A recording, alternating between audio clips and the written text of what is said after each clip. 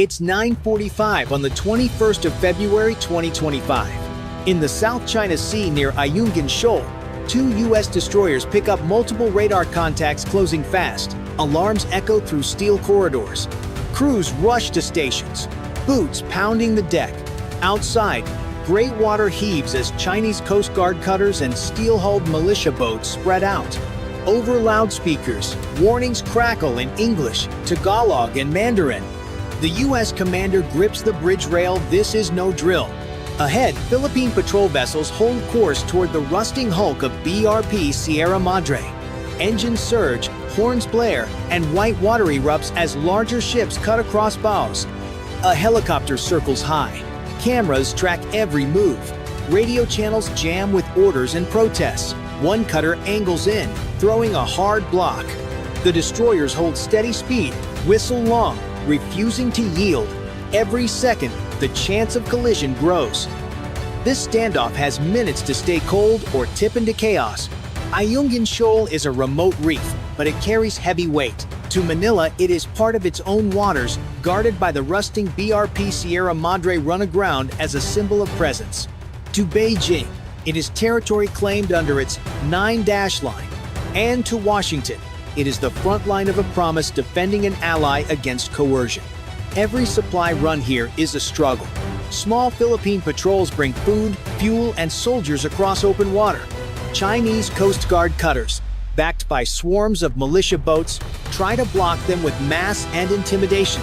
On this day, the clash scales higher. Two U.S.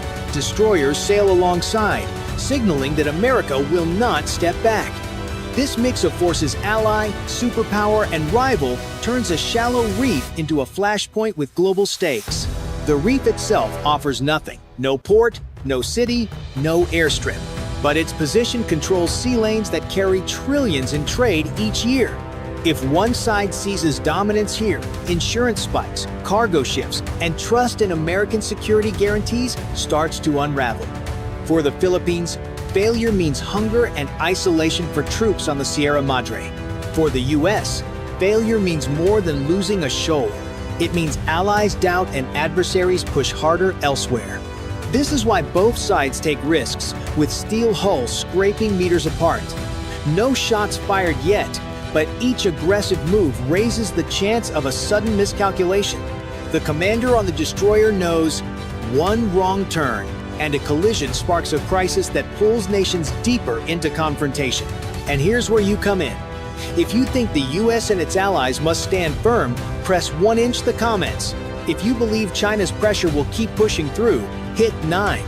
Either way, make sure to subscribe so you don't miss the next twist in this tense standoff. 10-5.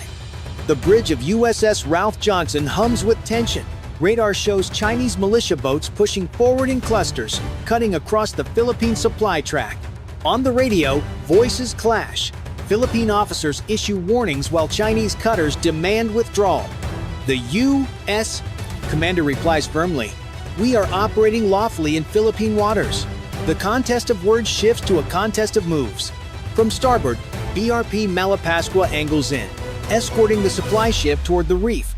A militia boat darts across her bow, steel hull scraping within meters. Malapascua blasts a horn and presses on. Behind her, BRP Bagakai runs parallel, forcing open a lane. The crew's no hesitation means failure. The Sierra Madre must be resupplied. Chinese cutters tighten their formation. CCG 5304, a massive Type 818, slides in front like a wall. Its deck crew film every move, propaganda cameras ready.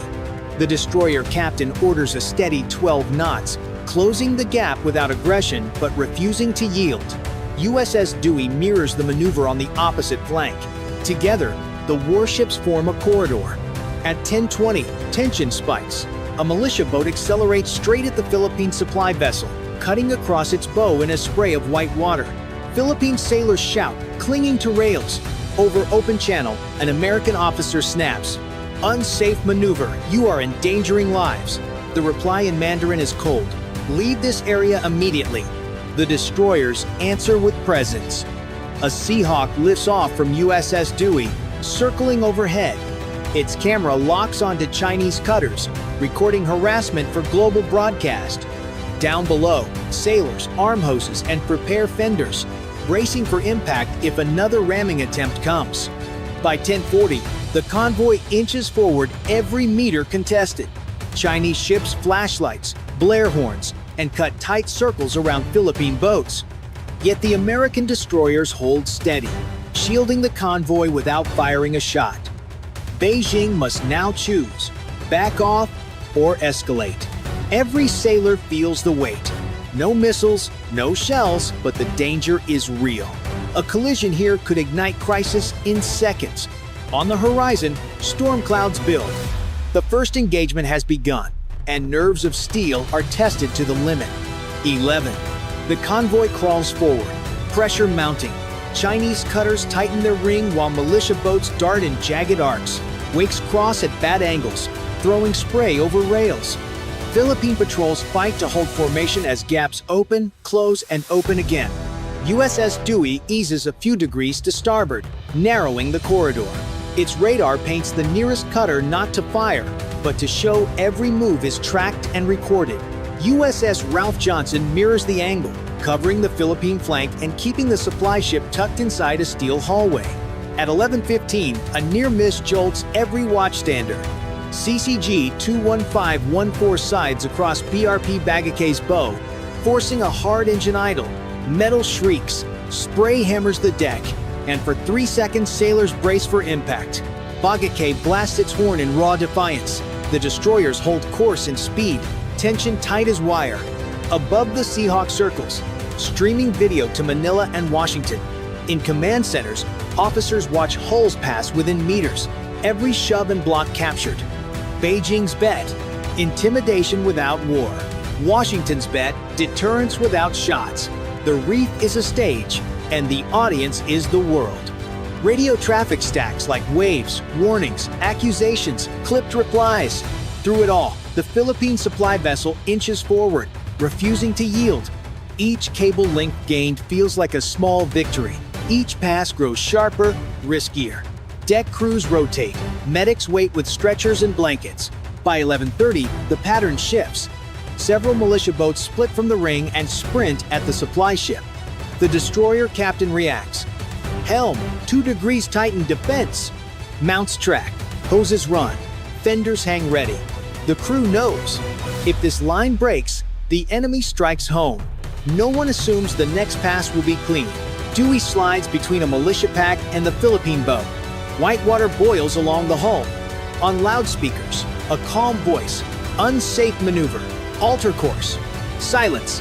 Then another surge. Johnson comes abeam, shrinking the gap to a narrow lane.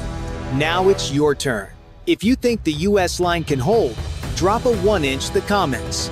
If you believe China's pressure will break through, press 9. And don't forget to subscribe so you're here for the next move in this tense showdown. 11:45. Just as the convoy seems ready to grind through, the pattern shifts. From the north edge of the shoal, a cluster of Chinese militia boats appears smaller, faster, stripped for speed.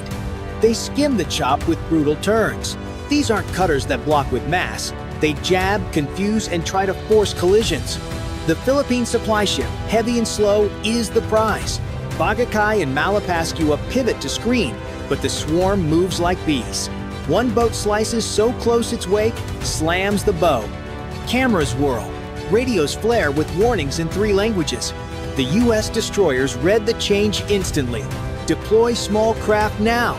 From Ralph Johnson's stern, rigid hull boats drop and roar ahead. Crews in helmets and vests. They spread like outriders, forming a mobile wall that meets speed with agility. For the first time, US forces shift from static presence to active maneuver. Overhead, the Seahawk banks low, rotor wash kicking spray. Sensors track the swarm boat by boat. A near miss flashes across the feed too close for comfort, and the crew calls it in. The escalation is by risk, not firepower, but the danger feels the same. The convoy inches towards Sierra Madre. With each cable length, the swarm grows bolder, closer passes, sharper cuts. Philippine sailors shoulder rifles as a warning, muzzles down. The destroyers add speed. white trails unfurling, making it harder for the militia to pin the supply ship. This is the turn no one wanted. Small, fast, knife-edge tactics where one mistake could send men into the sea. On the bridge, the U.S. commander's voice stays even. Hold formation, deny them the spark. The fight has shifted from heavy walls to reflex and nerve, and the next seconds will decide if nerve holds. 12:10. The clash peaks. The Philippine supply ship is within sight of Sierra Madre, but the swarm throws everything into the final block.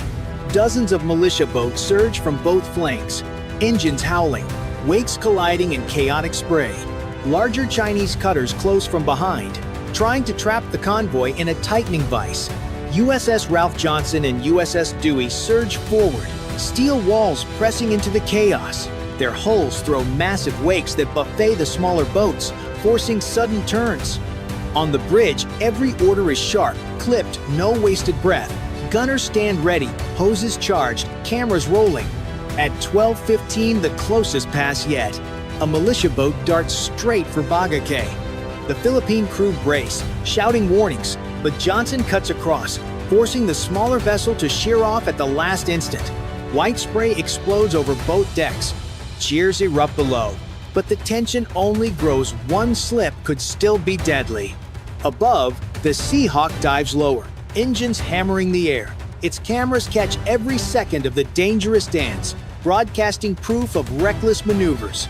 Command centers in Manila and Washington watch live. Breaths held. Beijing's cutters push closer, horns blasting, as if daring the U.S. to strike first. 12:20. The final push. Philippine crews hold steady, steering the supply ship toward the reef. Malapascua and Bagakay weave to guard its flanks. The swarm closes again, bows flashing in the sunlight. U.S. destroyers blast long horns, echoing like thunder across the shoal. The convoy is within minutes of safety or disaster. For the sailors, adrenaline wipes out fatigue. Hands grip rails, eyes lock on threats, and every move is muscle memory drilled in countless drills. This is the knife's edge. Will sheer determination break through, or will massed pressure force retreat? Now it's your call. If you think the convoy makes it through under U.S. protection, drop a 1-inch the comments. If you believe China's swarm will finally crack the line, press 9 and subscribe so you don't miss the outcome of this showdown. 12:25. The horizon shakes with horns, engines, and spray. The Sierra Madre looms larger with every passing second, and the climax hangs on a single question: who yields first? 12:40. The convoy finally reaches the rusting hulk of BRP Sierra Madre. Philippine sailors cheer, relief cutting through hours of tension. Supplies are offloaded under the shadow of Chinese ships that still circle. Horns blaring, cameras rolling. No shots fired, but the sea feels like it's one breath away from war. For Manila, the mission is a success. The garrison aboard Sierra Madre holds, resupplied and still flying the flag. For Washington, the operation proves commitment. U.S. warships stood firm, shielding an ally against overwhelming pressure. For Beijing, it's unfinished business. The cutters retreat only far enough to mark presence, reminding everyone the contest is not over. The cost, though not in blood, is real. Crews are drained, nerves raw. Each risky maneuver showed how close a spark could ignite. A cheap militia boat nearly forced a collision with a billion-dollar destroyer. Every hour of this duel reminds both sides that raw persistence can be as dangerous as weapons. In the halls of power, the footage spreads fast. Allies watch and see U.S. resolve tested but unbroken. Markets feel the ripple insurance rates adjust. Shipping lanes recalculate. And adversaries take notes. Flooding the sea with small, cheap craft forced 2 destroyers and a full task group to stay on edge for hours. Strategically, the message is mixed. America proved it will defend Philippine waters, but China showed it can contest every mile without firing a shot. The reef remains supplied, but the pattern is clear. Each run will be harder, each blockade denser, each gamble riskier. Tonight, the South China Sea is quiet, but only on the surface. Every ship, every commander knows the next confrontation could come any day, and the pressure will only build. And here's where you weigh in. If you think this stand proves U.S. resolve will hold the line, press 1 inch the comments. If you believe China's relentless pressure will grind through in the end, press 9. Either way, subscribe so you don't miss the next chapter in this high-stakes struggle. The reef is supplied, the line is held for now. But the question hangs heavy. What happens when the next run doubles the swarm or brings missiles from the shore? That's the story waiting on the horizon. Late April light shimmered across the Taiwan Strait, calm on the surface, tight with tension underneath. On the 24th of April 2025, the USS William P. Lawrence, an Arleigh Burke-class destroyer of the 7th Fleet, cut a deliberate track through those waters. This was a freedom of navigation operation, not pageantry, but a statement. These are international seas, and international seas remain open. High above, a U.S. Navy P-8 Poseidon swept broad arcs over sky and sea, its sensors harvesting every echo, wake, and heat plume. Allied receivers listened in, feeds stitched together a live mosaic for commanders ashore and afloat, a carefully choreographed patrol meant to be seen. Visibility here was part of the message. The Taiwan Strait, a 110-mile wide corridor between Taiwan and mainland China, is among the world's most politically charged passages. Beijing claims it as internal waters. Washington and much of the international community does not. The William P. Lawrence sailed uninvited, unapologetic, and compliant with international law. Every mile carried layered meaning: routine transit on paper, high-stakes signaling in practice. Bridge teams kept their checklists crisp. Lookouts scanned steel blue horizons. Combat systems hummed in quiet readiness. The destroyer knew it was on more than a charted course, it was on a line both sides watch. And in these waters, what you show can shape what happens next. Visibility, after all, cuts both ways. Chinese tracking screens were already lit before the destroyer neared midpoint. Long-range radar nets on the mainland sketched a bright line across the strait, reporting speed, course, and time to intercept. A Plan Y-8 patrol aircraft lifted from a coastal base. Farther out, a gray hull warship 132 slid into a parallel shadow 3 to 4 nautical miles abeam, matching knots and keeping station. The radio challenge arrived in a flat, rehearsed cadence. "This is Chinese warship 132. You are approaching Chinese territorial waters. Turn around immediately." On the William P. Lawrence, no one flinched. The bridge logged the hail. CIC recorded its standard script, familiar rhythm, nothing to escalate. What changed was the air picture. Controllers vectored a PLAF J-16 from the east, low and fast, masking in sea clutter. The destroyer's sensors painted the contact bearing 086, descending, accelerating. The choreography was unmistakable. Ship to fix the scene, patrol plane to watch it, fighter to press it. AMCON stayed low, cameras rolled, and every syllable, track, and timestamp streamed live to Indo-Pacific Command. The approach was no ad-lib. It was a measured test of nerve, and the next move would arrive on a roar. A faint speck emerged from the eastern haze, growing fast against the horizon. Within moments, the shape resolved into a PLAF J-16 twin afterburners glowing, Delta Canard wings slicing the salt air. Its reputation preceded it. China's most advanced multi-role fighter, capable of mounting PL-10 short-range infrared missiles, PL-15 long-range radar-guided missiles, and precision anti-ship weapons. Today, its pylons looked clean, but the way it flew was its own kind of armament. In CIC, operators watched its data stream appear across consoles, bearing 086, altitude 250 feet, closing at Mach 0.9. The SPY-1 radar locked on instantly, feeding precise vectors into the ship's fire control network.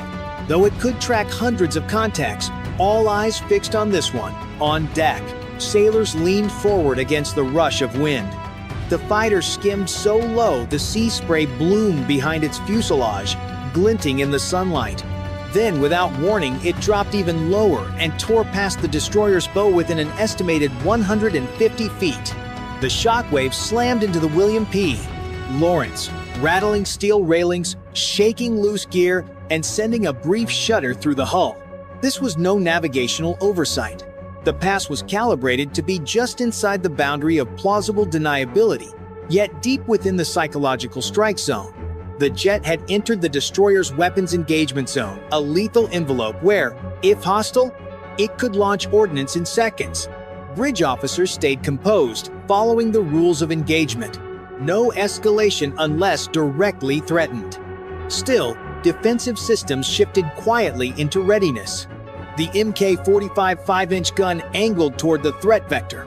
The Phalanx CIWS rotated to standby, its motors whining under the wind's roar. High-speed cameras and EO/IR sensors captured every frame. Acoustic and electronic logs marked every decibel and pulse. The J-16 climbed into a wide bank, vapor streaming from its wingtips before leveling out in open air. The tension eased fractionally, but everyone aboard knew the encounter wasn't finished. Inside CIC, the first pass was dissected frame by frame. Trajectory, closure rate, and altitude all met Indo-Pacific Command's unsafe criteria. More troubling, the fighter had entered the destroyer's weapons engagement zone without hesitation, demonstrating how rapidly a launch could occur if intent flipped from theater to kill. The lesson was blunt.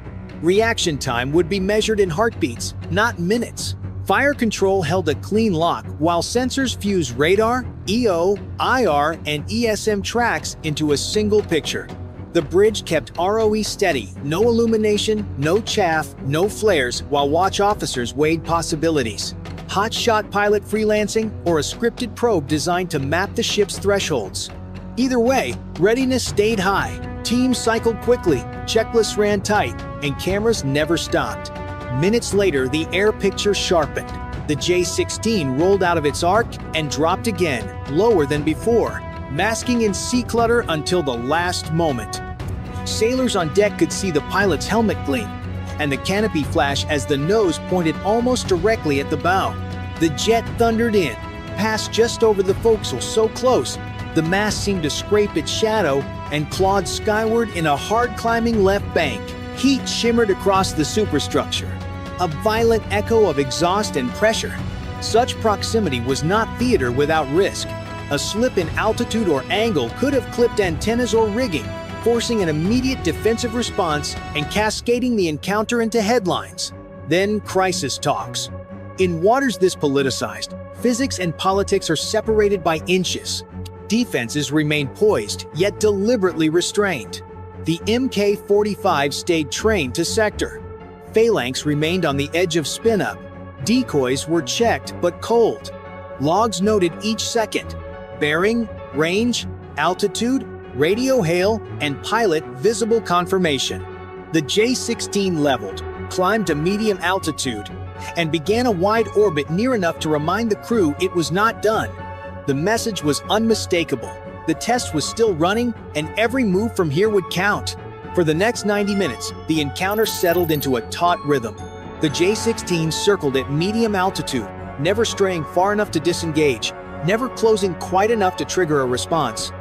Its engine noise drifted in and out, a constant reminder above the hum of turbines and the rush of water along the hull. Below decks, CIC maintained continuous tracking, bearing shifts, altitude changes, and any electronic emissions were logged in real time. The bridge rotated watch teams to keep eyes fresh. Lookouts scanned every quadrant, noting the faint outline of the Chinese warship shadowing at 3 to 4 nautical miles, maintaining a perfectly parallel course. The planned frigate made no aggressive moves, its presence steady, almost patient, like a chess piece left in place to remind the opponent of its reach. The atmosphere aboard the William P. Lawrence was focused, but calm. No one allowed the tension to slip into panic. Discipline was part of the deterrent, yet everyone knew this was not a drill. In the Taiwan Strait, visibility is both a shield and a lure. Each side wanted to be seen, to signal resolve without crossing the invisible threshold into combat. In these prolonged standoffs, time itself becomes a weapon. The J-16 steady orbit was as much a psychological tactic as a tactical one, forcing the destroyer's crew to maintain peak alertness, knowing that any lapse could be exploited. The William P. Lawrence matched that patience, holding course, speed, and composure, silently broadcasting its own message. We are here, and we are not leaving. Eventually, the J-16 broke its pattern. After a final wide orbit, it banked east and climbed, its afterburner glow fading into the haze. The Chinese warship maintained its shadow for several more miles before easing south, matching the destroyer's gradual separation. With the air threat gone, the William P. Lawrence completed its transit through the strait deliberately and without deviation, steady, visible, and unapologetic.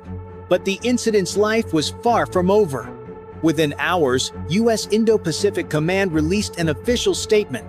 A PRC J-16 fighter jet conducted an unsafe intercept of a U.S. Navy destroyer operating in international waters. This type of behavior is dangerous and risks miscalculation. The language was measured but firm, signaling Washington's unwillingness to normalize such maneuvers. In Beijing, state media countered quickly, framing the intercept as a defensive action against foreign intrusion. Commentators accused the U.S. of provocation, stressing China's claim over the Taiwan Strait as internal waters. The footage told its own story. High-definition video from the destroyer's cameras showed the J-16's dangerously close passes in unforgiving clarity engines, screaming, wings banking low enough to cast shadows across the deck. For the crew, it was just another day in a contested maritime corridor. For leaders in Washington, Beijing, and Taipei, it was another entry in a growing ledger of tense encounters. Inside Washington's briefing rooms and their counterparts in Beijing and Taipei, the 24th of April encounter was treated less as a headline than as usable data. Every radar, sweep, camera frame, and radio hail from the William P. Lawrence was archived, time-stamped, and cross-referenced with prior incidents to map trends in PLA behavior. Analysts look for patterns in the J-16's entry profile, its willingness to penetrate the weapons engagement zone, and the choreography between fighter, patrol plane, and shadowing warship. Past precedent sharpened the picture. In 2023, a Chinese fighter cut across the nose of a U.S. reconnaissance aircraft, forcing it through turbulent jet wash. In 2024, another J-16 released chaff and flares dangerously close to a U.S. surveillance plane. Buzzing a guided missile destroyer at low altitude and high speed felt like the next rung on the ladder, and escalation calibrated for psychological effect without crossing the hard line of kinetic exchange. For Beijing, the signal is layered. Domestically, it projects resolve. Regionally, it contests U.S. access. Internationally, it tests how elastic international waters can be made in practice. For Washington, deterrence must be equally layered, sailing where law allows while denying the PLA a pretext to paint the U.S. as the provocateur. That balance pushes stress downward onto crews whose reactions are measured in seconds. The encounter also exposes human factors. At 250 feet and 0.9 Mach, the cockpit is a cockpit of consequences. A gust, a misread altitude tape, a half-second delay each could force defensive fire or a collision neither side intended. Doctrine can script options. It cannot script adrenaline. Planners will now feed the 24th of April into simulations. ROE refinements, camera placement, IMCON posture, decoy timing, and deconfliction calls. Diplomats will weigh whether to press for tighter air-sea encounter protocols. Yet the core reality remains unchanged. In the gray zone, the most decisive weapons are judgment, restraint, and narrative control, and the margin for error keeps shrinking. The 24th of April intercept will fade from the news cycle, but not from the operational memory of those who study the Taiwan Strait. For the crew of the William P. Lawrence, it was one more log entry in a long roster of tense patrols. For commanders and policymakers, it was a live demonstration of how modern power competition often unfolds, not with salvos, but with close passes, locked radars, and the calculated edge of intimidation. Gray zone operations thrive in ambiguity, where each side can frame its actions as defensive while probing the other's tolerance. The J-16's low-level runs illustrated how fragile that balance is. A misjudged turn or a mechanical fault at 500 knots could have transformed a test of nerve into a regional crisis within minutes. These encounters underscore a simple truth. The strait is not just a strategic waterway, it is a pressure point. Every transit, every intercept, and every public statement tightens or loosens the tension wound around it. Neither side shows signs of backing away. Both continue to assert presence, pushing the limits without crossing them outright. In such an environment, restraint is not weakness, it is survival. The April incident is now a case study, a reminder to all players that the line between assertion and aggression is razor thin.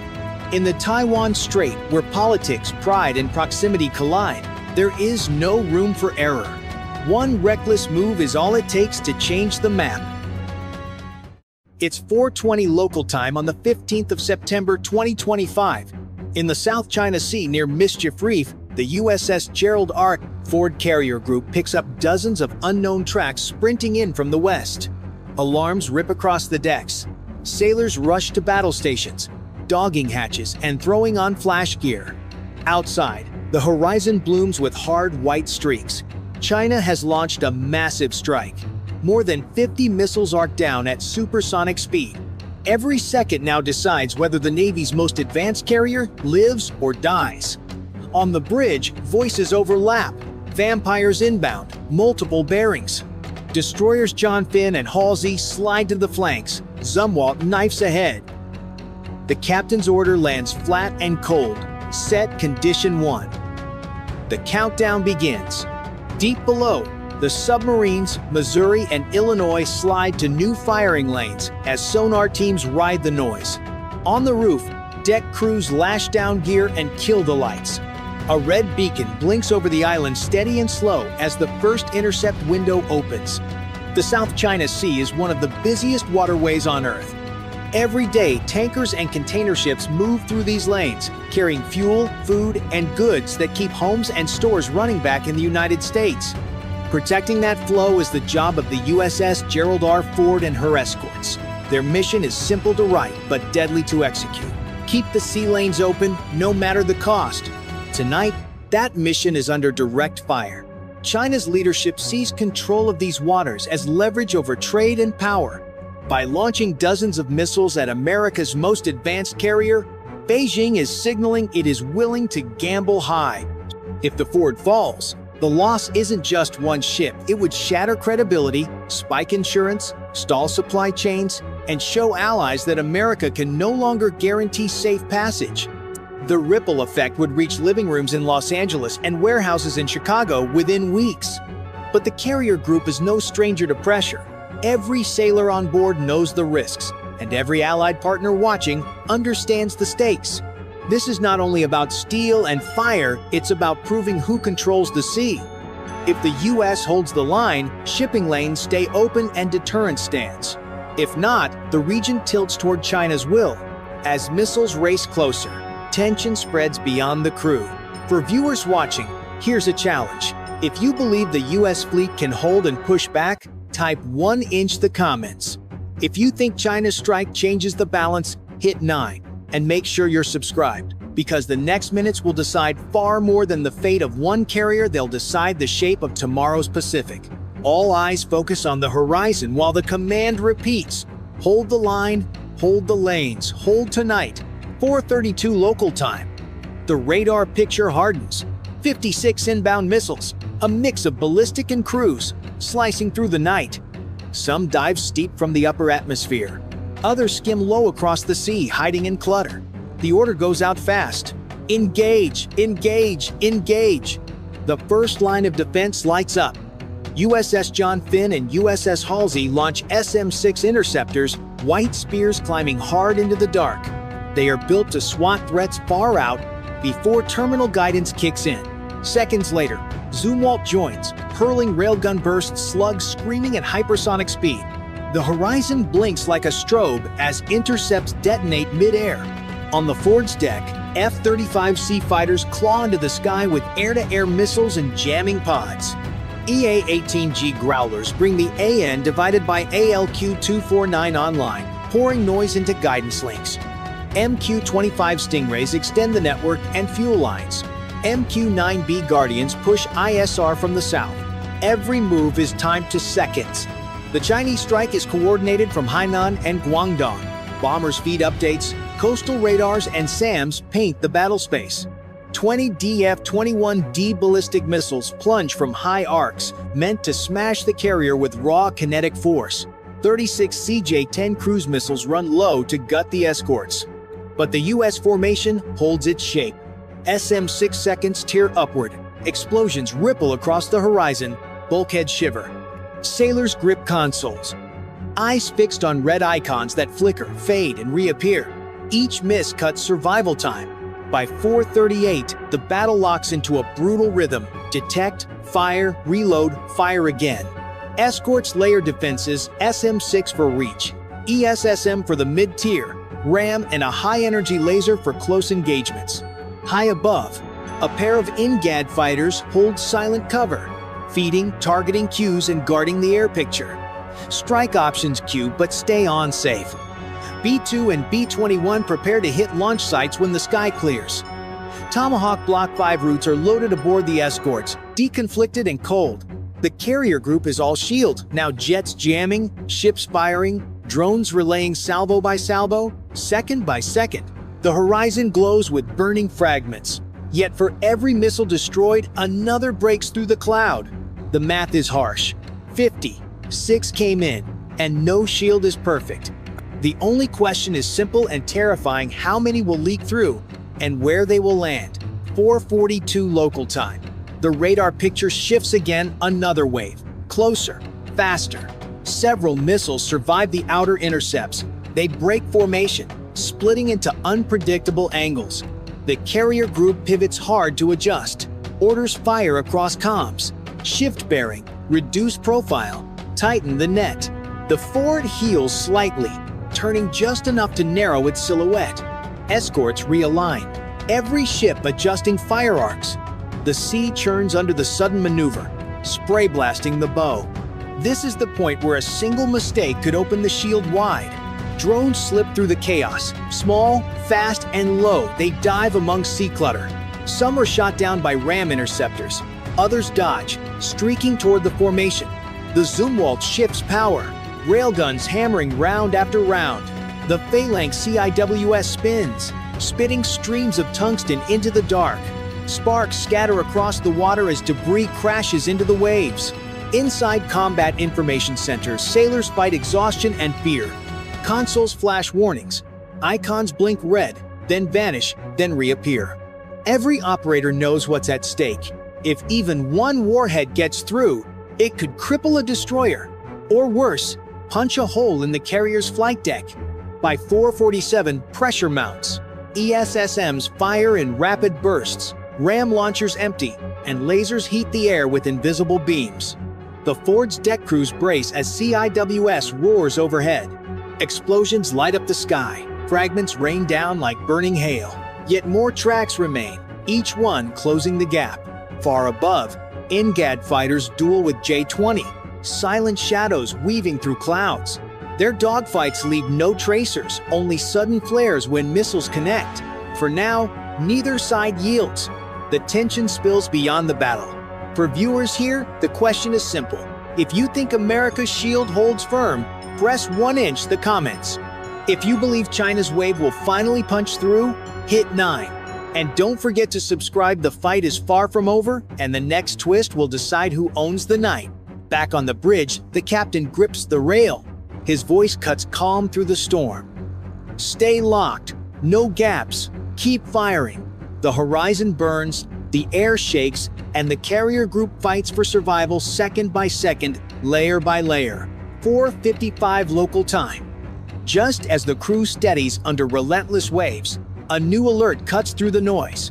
Operators shout over comms, multiple fast movers, surface skimmers. The twist is brutal. China has added a fresh layer, smaller, faster missiles launched from hidden platforms, weaving just meters above the sea. They are harder to track, harder to kill, and they are already inside the defensive perimeter. The Ford's escorts scramble to adjust. Zumwalt pivots, railguns firing at extreme angles. CIWS guns roar, spitting tungsten into the black. One drone splashes. Another missile erupts in a fireball, but 3 more push on.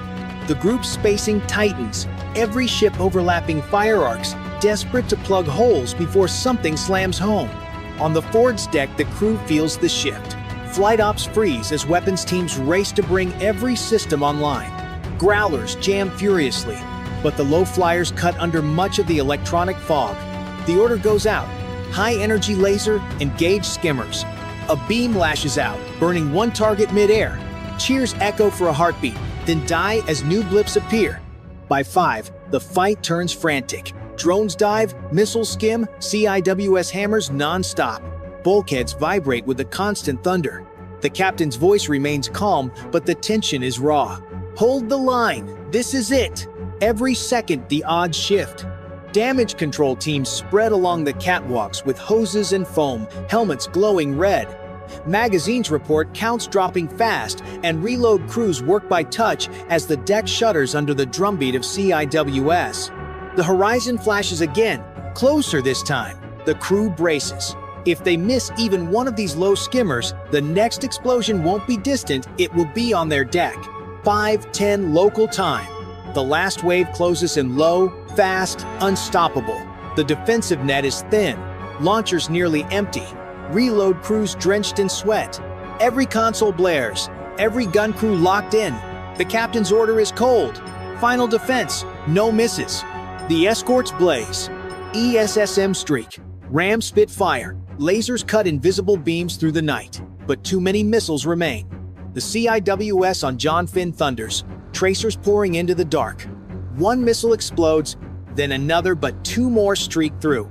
The destroyer heals as fragments pepper her deck, but she stays in the fight. Zumwalt hammers with railguns, firing at near point-blank range. Slugs crack the night, smashing skimmers into clouds of spray. Still, gaps open. The Ford herself takes the burden. Phalanx turrets roar, each burst a last-second gamble. The flight deck rattles. Sparks rain across tied-down jets. Below, magazines report critical lows. Crews know they are firing their last layers. 5:14. A missile punches through the chaos, racing for the carrier's island. CIWS catches it at the last second. Detonation blossoms yards away. Shockwaves slamming bulkheads. Alarms echo, smoke, and sparks shower compartments. Yet the ship still floats, still fights.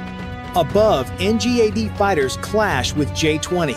Missiles streak in silent arcs, flashes lighting clouds. One NGAD falls in flames. Another downs a J-20 inches reply. Neither side yields, but the sky itself burns. The battle rages without pause. For viewers, the question now is simple. Does America's shield still hold at this final line, or will one missile change history? If you believe the carrier endures, press 1" the comments. If you think this wave finally breaks her, press 9. And make sure you subscribe. The outcome here decides not just this fight, but the shape of tomorrow's war. 5:20. The last inbound dives low, slipping under radar.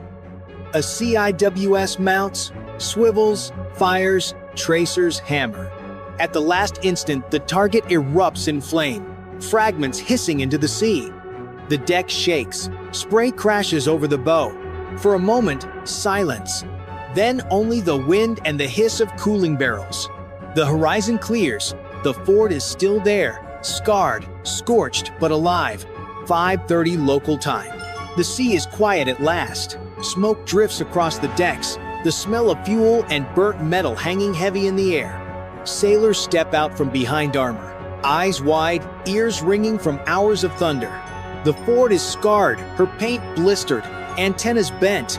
One phalanx mount silent, but she is afloat, and that matters more than anything. Damage control crews swarm the ship, sealing bulkheads, patching ruptures, spraying foam into smoldering compartments. Below, magazines sit nearly empty, racks stripped bare. The escorts limp in closer, hulls marked by shrapnel but still keeping station beside their carrier. They fought, they bled, and they survived. For China, the strike was meant to send a message. Even America's strongest ship can be brought down. But tonight, the message cuts both ways. 56 missiles, waves of drones, stealth fighters, and still, the carrier group stands. That proof will echo in every war room, from Washington to Beijing. Strategists will argue the math. Each missile cost a fraction of an interceptor. Each drone burned resources far beyond its price tag. Cheap attacks forced expensive defenses. and that equation will shape the next war. Allies will study this and take comfort. The US still holds the line. Adversaries will study too, knowing that even the best shield can be strained. On the bridge, the captain's report is blunt. The ship is operational. Flight deck clear. We remain in the fight. It is survival, but not without cost. America's edge is proven, yet its limits have been revealed. For those watching, the clash leaves one final question. Did tonight show that US power is unbreakable, or that China's persistence is closing the gap? If you stand with the carrier's survival, press 1 inch the comments. If you believe Beijing's strike achieved its aim, press 9 and subscribe now. The next encounter may come sooner than anyone thinks. The horizon glows faint with first light. The Ford moves forward, steady despite the scars. The sea lanes remain open for now, but the battle for control of the Pacific is far from over. 6:50 p.m., the 1st of August, 2025. The Taiwan Strait, 120 miles of narrow water that tonight feels like the hinge of the world. It is the artery feeding East Asia's factories and the West's wallets. Semiconductors breathing life into your phone and laptop, servers driving trades on Wall Street, and tankers hauling the oil that keeps commutes moving. If this corridor clogs, the shock will start as a whisper on shipping screens and end as a shout on every receipt. To the east, the USS Ronald Reagan carves a dark seam through calm water, a nuclear-powered city of steel and discipline. On deck, F-135. Stealth fighters and F-A-118 Super Hornets squat like coiled springs, canopies reflecting the last band of dusk. Around her, Arleigh Burke-class destroyers keep station, their SPY radars peering far past the horizon. The cruiser USS Robert Smalls anchors the shield, its Aegis combat system ready to turn data into decisions in milliseconds. To the west, the Shandong answers with mass and message. JUA-15 second and sleek JU-120 stealth jets sit ready, tails flicking in the sea breeze. Type 055 heavy destroyers and Type 052D escorts bristle with vertical launch cells, their sensors sweeping, cataloging, challenging. The formation looks less like a fleet and more like a sentence punctuation marks of power, daring the other side to misread the grammar. Silence here is not peace. Every radar ping is a question, every course correction an answer. Between the lines, crews whisper checklists, technicians watch green rivers of data, and pilots rehearse launches they hope never come. Rules of engagement are clear, but pride is louder than paperwork, and pride is flammable. For Washington, this is freedom of navigation, made real proof that no single nation can lock a global artery. For Beijing, this is sovereignty and resolve proof that lines on water can be as firm as lines on land. Both are right in their own mirrors. Both are deaf to the other side's echo. No missiles launch. No jets cross the point of no return. Yet the strait tightens like a drawn bow. The space between metal hulls and human nerves narrows with the light. Somewhere in that space lives the price of your next phone, your next tank of gas, and the thin idea we call stability. One spark, an overlong radar lock, a clipped wingtip, a sonar ping answered too quickly could light the fuse. Tonight, the world inhales and waits. War is often measured in fleets and firepower, but at its core, it is carried by people, individuals strapped into machines, following orders written thousands of miles away. Tonight, in the Strait, two pilots embody that truth. 35-year-old Lieutenant Colonel Michael Viper Lawson sits inside the cockpit of his F-35. He has flown more than 100 combat missions in the Middle East, dodged missiles over desert skies, and returned home every time. Yet tonight feels heavier. Taped beside his instrument panel is a small photograph of his wife and their 5-year-old daughter. Her smile is a reminder, her eyes a tether. For Viper, every mission is measured not in miles, but in promises to come home, to keep flying, to hold on until tomorrow. Across the strait, in the cockpit of a Chinese J-20 stealth fighter, sits Captain Jiang Wei, just 31, squadron leader, disciplined, sharp. His headset crackles with orders. Track closely, but do not fire. The words sound simple, yet the weight is crushing. He knows the responsibility of leading his pilots through this tightrope walk. His father once told him, "A pilot's pride can be sharper than any missile, and just as dangerous." Zhang Wei clings to those words now, knowing that pride and hesitation alike can tip the balance. Both men are more alike than they will ever admit. Both trained for years to master machines that can outfly human reflexes. Both carry duty heavier than armor. And both, in quiet moments, wonder whether their choices matter or whether they are only cogs in vast grinding gears of strategy. Tonight, their radars sweep the same sky. Their hands grip different sticks, but their hearts beat with the same rhythm. Fear pressed into courage.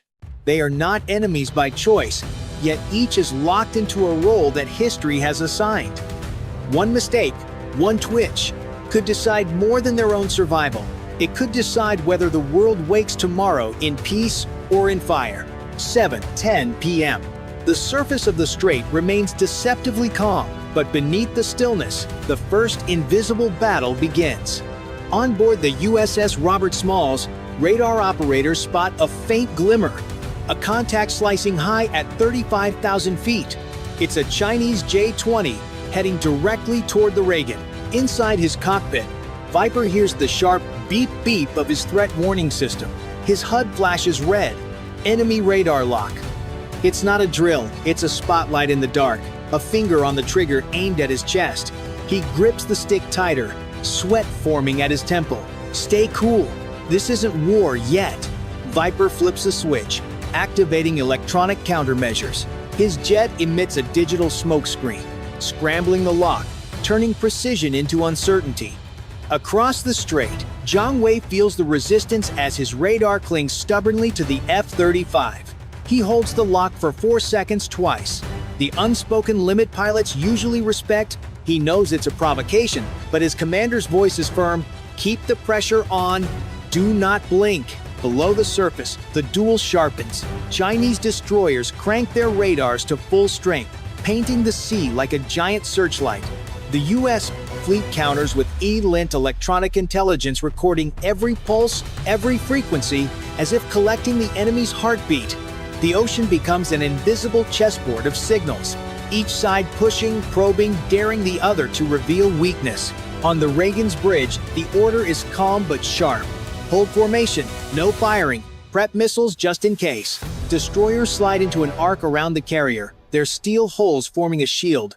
Yet the shield flickers as Chinese jamming floods the airwaves. Ghost targets bloom across American screens. An officer on the Robert Smalls yells, "We've got a dozen new contacts, real or fake." The line between reality and illusion blurs. Then, from the deep, a chilling sound, ping. A sonar pulse, deliberate and close. A Chinese Type O-39C submarine is lurking within striking distance of the Reagan. The sound rolls through the steel of U.S. ships like a predator's knock at the door. Submarine crews exchange tense glances.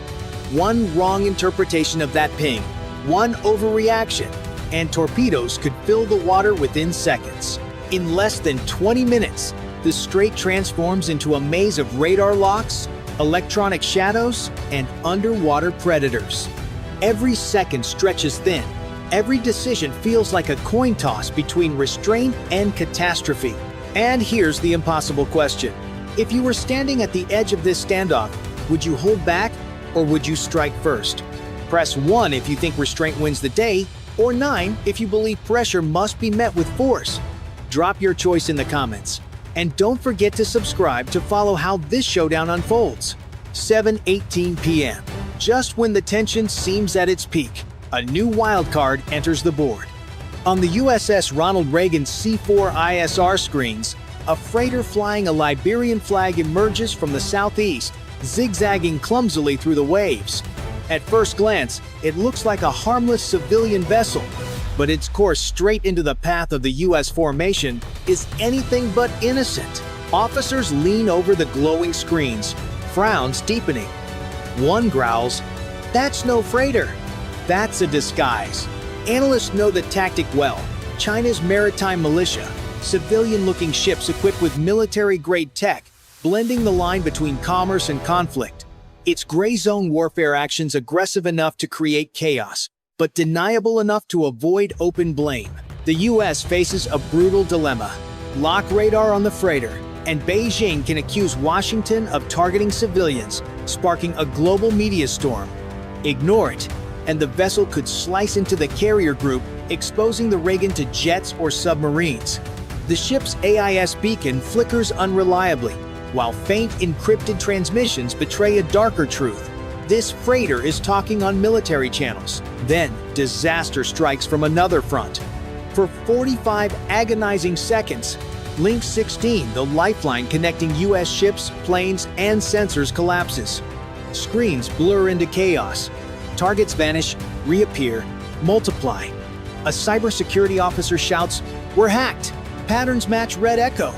The name sends a chill through the room. Red Echo is a PLA-linked cyber unit notorious for crippling networks.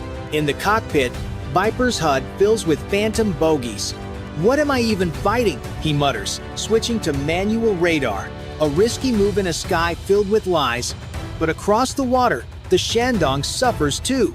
Its radar flickers, showing phantom American jets swarming where none exist. Confusion reigns on both sides. A whisper spreads among analysts. Could a third player, perhaps Russian hackers, be exploiting this crisis to sow even deeper chaos? Suddenly, the Strait isn't just a duel between two powers, it's a battlefield where unseen hands twist the strings. Now the question hangs in the air. If you were on deck, would you see that freighter as a threat or just bait? Press 1 if you'd shadow it cautiously, or 9 if you'd risk calling its bluff. Share your pick in the comments, and make sure to subscribe so you don't miss the next twist of this dangerous game. 7:25 p.m. The Strait feels smaller by the second. In his View 35, Viper hears the warning tone rise into a siren, a needle in his skull. Zhang Wei's J-20 flashes past 800 meters, maybe less close enough that wake turbulence slaps Viper's wings. He hauls the stick, lungs crushed under 5.2 Gs, the photo of his daughter shivering against the canopy. One brush of metal on metal here would not be an accident, it would be a match. On the Reagan's bridge, voices flatten into checklists. The weapons officer's finger hovers above the launch guard. The admiral says nothing, and the silence becomes an order of its own. Around the carrier, Berkeley-class destroyers hold a perfect arc, bow waves glinting like drawn knives.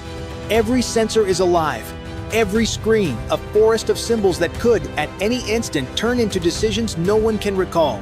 Below, the ocean grows predatory. Aboard the USS Hawaii, the sonar room is a cathedral of headphones and held breath. The Type 039C ping grows sharper, then steadier, as if a crosshair has found bone. "They're lining up," the operator says, not loud, just certain. The skipper's hand floats over the torpedo key. Doctrine says deterrence. Instinct says preemption. Neither offers a guarantee, only a different kind of regret. In the high, thin air, the duel becomes electrical. Chinese JGS-16 second rake the formation's edge. American EAE 18-gram growlers answer with jamming that turns clarity into fog. Ghosts bud on radar like frost. Zhang Wei's scope splits the FY-035 into 3 pale echoes. Which one breathes? He asks himself. Hearing his father, clarity wins in chaos. He holds the lock one heartbeat longer, then another. A razor walked in socks. Viper's comms crackle with fragments, warnings, bearings, half-words chewed by interference. He flies the jet and the noise, thumb grazing the missile selector, eyes pinned to a sky that might become shrapnel. Somewhere behind him, a cruiser's aegis builds a firing solution it has been practicing for 20 years and praying to avoid. The horizon tightens.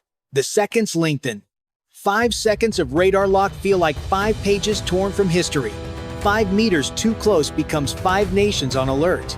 Somewhere, markets twitch. Somewhere else, a mother's prayer falters. If this moment were yours, would you hold your fire and bet on restraint, or strike first to see survival? Press 1 if you'd wait, or 9 if you'd pull the trigger. Comment your choice, and subscribe so you won't miss what happens next. 7:30 p.m. And then, silence. The lock tone in Viper's cockpit dies, cut by Zhang Wei's hand. Beneath the surface, the submarine's sonar ping fades into nothing. A predator retreating into shadow. No torpedoes, no missiles. Just the kind of silence that feels louder than any detonation. The silence of a war that almost was. On the Reagan's deck, Viper slams onto the runway, the arresting cable shrieking as it grips his jet. He rips off his helmet, sweat dripping into his eyes. The crew signals safe, but their stares betray the truth. They know how thin survival was tonight. On the Shandong, Jiang Wei lowers his J-20, hands trembling as he sets the bird down. His logbook will record routine success, but his heart knows he spent minutes walking the edge of disaster. In command centers, analysts don't waste time on relief. Instead, they tear into the data: Chinese radar frequencies, sonar signatures, electronic fingerprints. To engineers, this is treasure. The seeds of stronger defenses and sharper weapons. Beijing, too, harvests lessons, cataloging F-35 tactics, U.S. jamming patterns, fleet coordination rhythms. Both sides come away armed with more than steel, they come away armed with knowledge. But outside the war rooms, the world reacts differently. By morning, shipping insurance spikes, adding millions in hidden costs to global trade. Markets in New York and Shanghai twitch nervously. Commentators call it the most dangerous 5 minutes of the century. For ordinary people, the consequences are clear. Phones may cost more, gas may climb, supply chains may shudder. The Strait has shown its truth. Conflict here is never local. Its ripples travel faster than missiles. What nearly exploded over these waters was not just a clash of navies, but the fragile fabric of a connected world. And the lesson endures. Sometimes the greatest victories are invisible. The war's not fought, the missiles not fired, the restraint that saves millions who never even know how close they stood to the edge. It's 2:34 PST, the 23rd of September 2025. 12 miles off Point Reyes, California, alarms rip through steel decks. USS Pennsylvania, an Ohio-class ballistic missile sub, snaps to battle stations. Sonar shows a second shadow at 200 meters depth, close enough to feel its screws. Not a ghost, an active Chinese Type 094 with 16 JL-3 tubes. On the plot, range 12.3 nautical miles from the coast, bearing steady, speed low, doors crack open, torpedo rooms flood, missile hatches slide. The water trembles. Pennsylvania counters quiet turns. Counter-bearing, weapons warmed. Hydrophones across the coast confirm the track. Comms whisper to Pacific Fleet. Hostile posture. Deterrent procedure. In the black, the two hulls face each other like loaded springs. One click on the wrong circuit and the ocean becomes fire. Then a new sound. An English transmission from the Chinese boat conducting sonar tests. It keeps talking, rolling out technical jargon for minutes. The air feels thinner. Every sailor holds a breath as the clock crawls toward 3:41. The California coast looks calm. Fishing lights bobbing, container ships sliding south. Under that calm runs a hard truth. These lanes keep fuel, grain, electronics, and medicine moving. If they close, shelves thin, prices jump, and allies doubt who can still keep the sea open. That is why USS Pennsylvania patrols here, silent and unseen until tonight. The contact sits 12.3 nautical miles off Point Reyes, just outside the U.S. line. That distance is legal cover, but the message is blunt. We can park a nuclear trigger at your door. The intruder is a Type 094 Jin class with JL, 3 SLBMs, long range, multiple warheads, minutes to hit U.S. cities. At to 200 meters, its torpedo doors crack open and missile tubes flood. Those moves are signals, ready if you push us. For Washington, it's brinkmanship in home waters. For Beijing, it's leverage proof of reach, a bid to shape the next crisis before it starts. Pacific Fleet Command orders. Deter, document, don't shoot first. SOSUS hydrophones ashore triangulate the contact. Secure comms whisper updates. Pennsylvania edges to an offset angle, torpedoes warmed, countermeasures primed. One rash shot could light the fuse. Too soft a stance invites repeat visits. Inside the boat, calm voices ride the noise. The captain must choose. Shadow quietly and gather proof. or go loud with an active ping that could spook the target and blow the standoff open. Then the Chinese sub transmits in English, claiming sonar tests, and keeps talking. 17 minutes of strange technical details spill into the water. Intel teams record every hertz. This could be the gold they need on JL-3 and Jin-class habits. 2 nuclear boats now stare at each other within earshot of California. Your call from that control room. Press 1 to fire or 9 to hold. Drop your number below and follow for what comes next. 2:40. Pennsylvania's sonar locks in. Propeller cavitation, hull chatter, faint electrical hum signs of a big, quiet boat. The contact holds steady. The captain orders, prepare to engage, not fire. Sensors sharpen. 2:42. Pennsylvania slides into a shadow course, slow, silent. A hunter tracking a hunter. Passive listening keeps stealth. Torpedo tubes are loaded, but warheads stay safe. Every move is measured. 2:45. SOSUS arrays flash updates. Shore teams confirm depth and track. Pacific Fleet watches. Then the contact bursts speed and turns closer. That's no test, it's a probe. 2:48. Pennsylvania fires a warning, acoustic pings, and a mock target track. Message clear, we see you. Back off. Risky sound travels both ways. The Chinese sub answers with decoys and missile tube vents. 2:51. Sonar techs call range 1.2 nanometers. The captain orders evasive posture and countermeasures ready.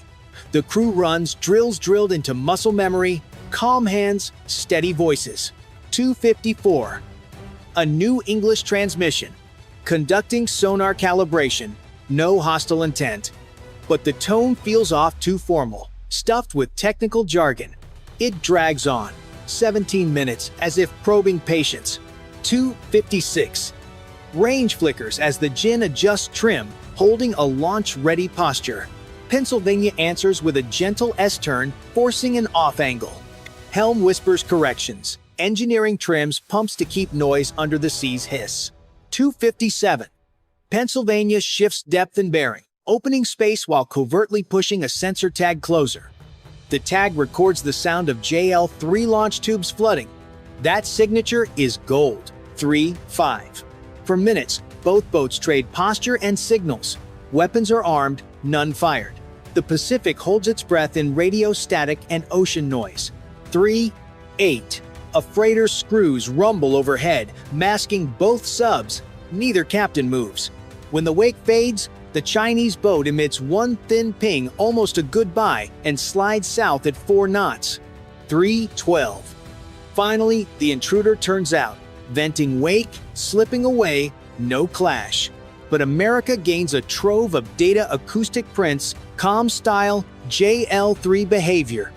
Ashore, analysts will forge a fresh fingerprint and a playbook for the next time a Jin creeps this close.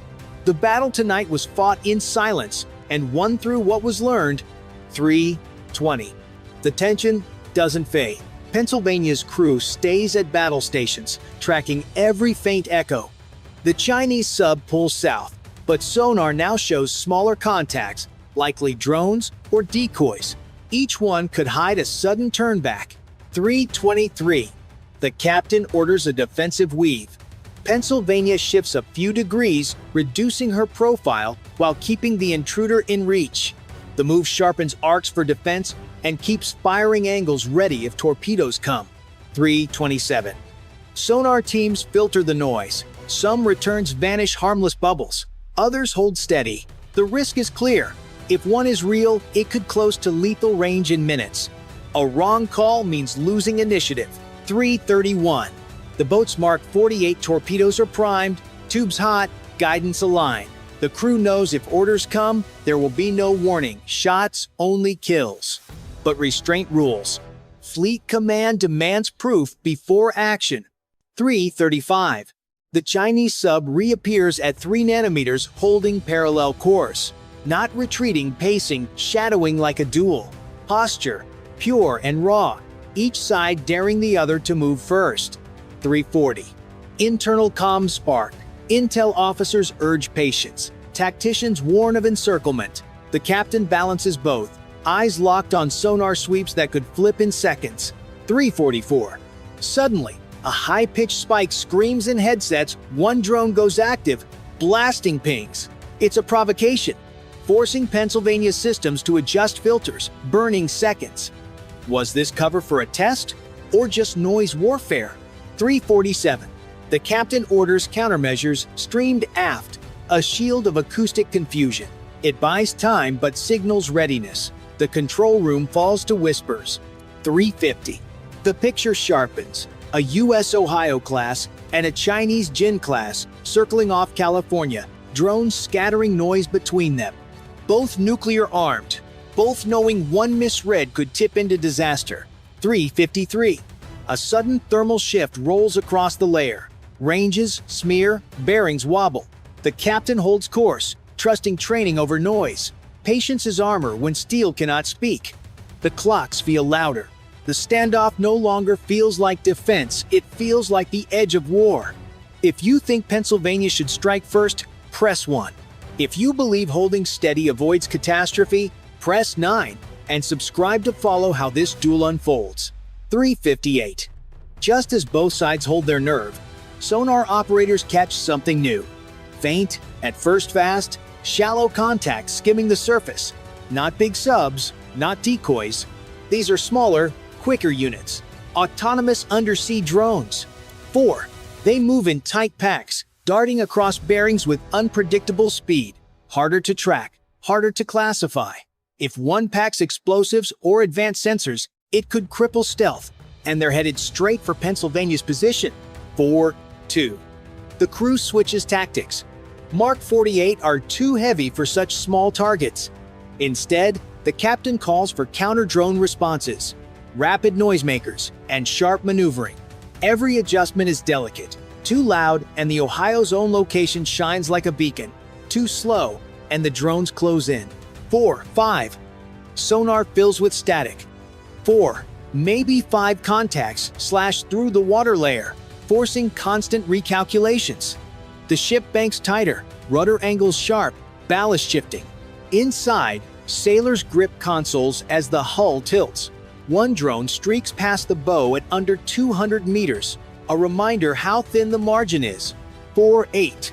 Then, the Chinese Jin class shifts again, rising slightly as if to oversee the swarm. The message is unmistakable. Escalation. This isn't just a test anymore, it's a live demonstration of layered tactics, pairing a ballistic missile sub with fast autonomous hunters. 4-11. Pennsylvania responds. The crew launches a burst of deceptive noise, then a sudden dive. The sub sinks deeper, slipping beneath the swarm's layer, forcing drones to chase or lose contact. It's a gamble. The deeper you go, the narrower the escape. 4-14. The duel now shifts tone. This is no longer sub versus sub. It's old steel against new swarms, each move writing the playbook for wars yet to come. 4-18. Depth alarms echo as Pennsylvania steadies at 350 meters. The hull groans, but the dive shakes off 2 drones that can't track below the layer. 3 remain, darting close, their pings rattling through the control room. 4-21. The captain calls it engage counterattack. Mark 48 torpedoes are not aimed at the Jin class yet, but at the swarm. One fires, streaking ahead. A violent detonation erupts, water compresses, static roars, and one drone vanishes. 2 left. 4-24. The Chinese sub reacts, surging forward. Its screws churn, loud and defiant, as if daring Pennsylvania to strike directly. Sonar screams with overlapping noise, masking intentions. Was it moving to launch, or just posturing? Nobody knows. Seconds stretch into lifetimes. 4-27. A drone slips under Pennsylvania's keel. Depth charges could be in play. The captain orders a hard turn, ballast blowing fast. The boat tilts, metal shrieks. Sailors brace against bulkheads. The drone streaks past. Too late to adjust. Narrow escape. 4:30. Countermeasures blanket the water clouds of bubbles. Bursts of false echoes. The last drone slams into the confusion, chasing ghosts. The crew seizes the chance. One more torpedo launches, shredding the contact with a muffled boom. Silence returns. 4:34. Now only the Jin class remains. It's closer less than 2 nanometers. Torpedo tube doors open again, a deadly mirror to Pennsylvania's own posture. 2 nuclear subs, each holding dozens of city-killing warheads, staring at each other point-blank in the dark. 4:38. The captain's knuckles whiten on the periscope handles. Orders hover between restraint and survival. Fire first, and history brands this night as the start of nuclear war. Hold back, and risk being the one caught unready. Every man in the control room feels the weight. 4:41. Then the Jin class blinks first. It screws slow, torpedo doors clank shut. It turns east, pulling away at measured speed. Pennsylvania shadows briefly, confirming retreat. Relief floods the compartment, but tension lingers. This duel was seconds from the unthinkable. Tonight, steel, training, and sheer nerve held the line. If you think the U.S. captain was right to hold fire, press 9. If you believe he should have struck first, press 1 and subscribe to follow how close we came to the edge. 4:50. Silence settles, but it's the heavy kind that lingers after danger passes. Are sweeping the emptiness where moments ago the Pacific was alive with hostile echoes. The Chinese Jin class is gone, but the tension it carried remains. What matters most is what the U.S. gained. Every second of the standoff poured acoustic signatures into recorders. Propeller tones, ballast shifts, the unique sound of JL-3 tubes flooding. Communications, logs, captured phrase, patterns, timing, even the rhythm of Chinese command structure. Intelligence gold. The Navy will study this night for years. For Beijing, the message was clear. They could bring nuclear firepower within sight of California. For Washington, the answer was sharper. America can detect, shadow, and confront without flinching, even at the razor's edge. Both sides walked away, but both know the next time may not end as quietly. Strategically, it proves 2 things. First, that China is willing to push SSBN patrols into U.S. waters, signaling resolve and testing response. Second, that America's SOSUS network and Ohio-class readiness still hold the line. It was deterrence by presence, and it worked, but only just. The world will never read the classified details. For most, this night will be a footnote. But for the men who stood in the control room, watching ranges shrink and timers tick, it was the moment they felt history leaning on their shoulders. America holds the advantage in intelligence, but the margin is thinner than it looks. Autonomous drones, close-in patrols, and deliberate provocations are rewriting undersea warfare. Next time, the swarm could be larger. Next time, missiles might rise. Tonight, Pennsylvania survived. The sea stayed open, but the balance grows more fragile by the day. If you believe the U.S. should answer stronger next time, press 1. If you think restraint is the only way to avoid disaster, press 9. And subscribe to follow how this undersea chess match unfolds. The South China Sea, the 19th of July, 2025. The ocean looked calm, almost serene, as if time itself had frozen. But on board the USS Argonne, a Ticonderoga-class cruiser, the illusion shattered in an instant.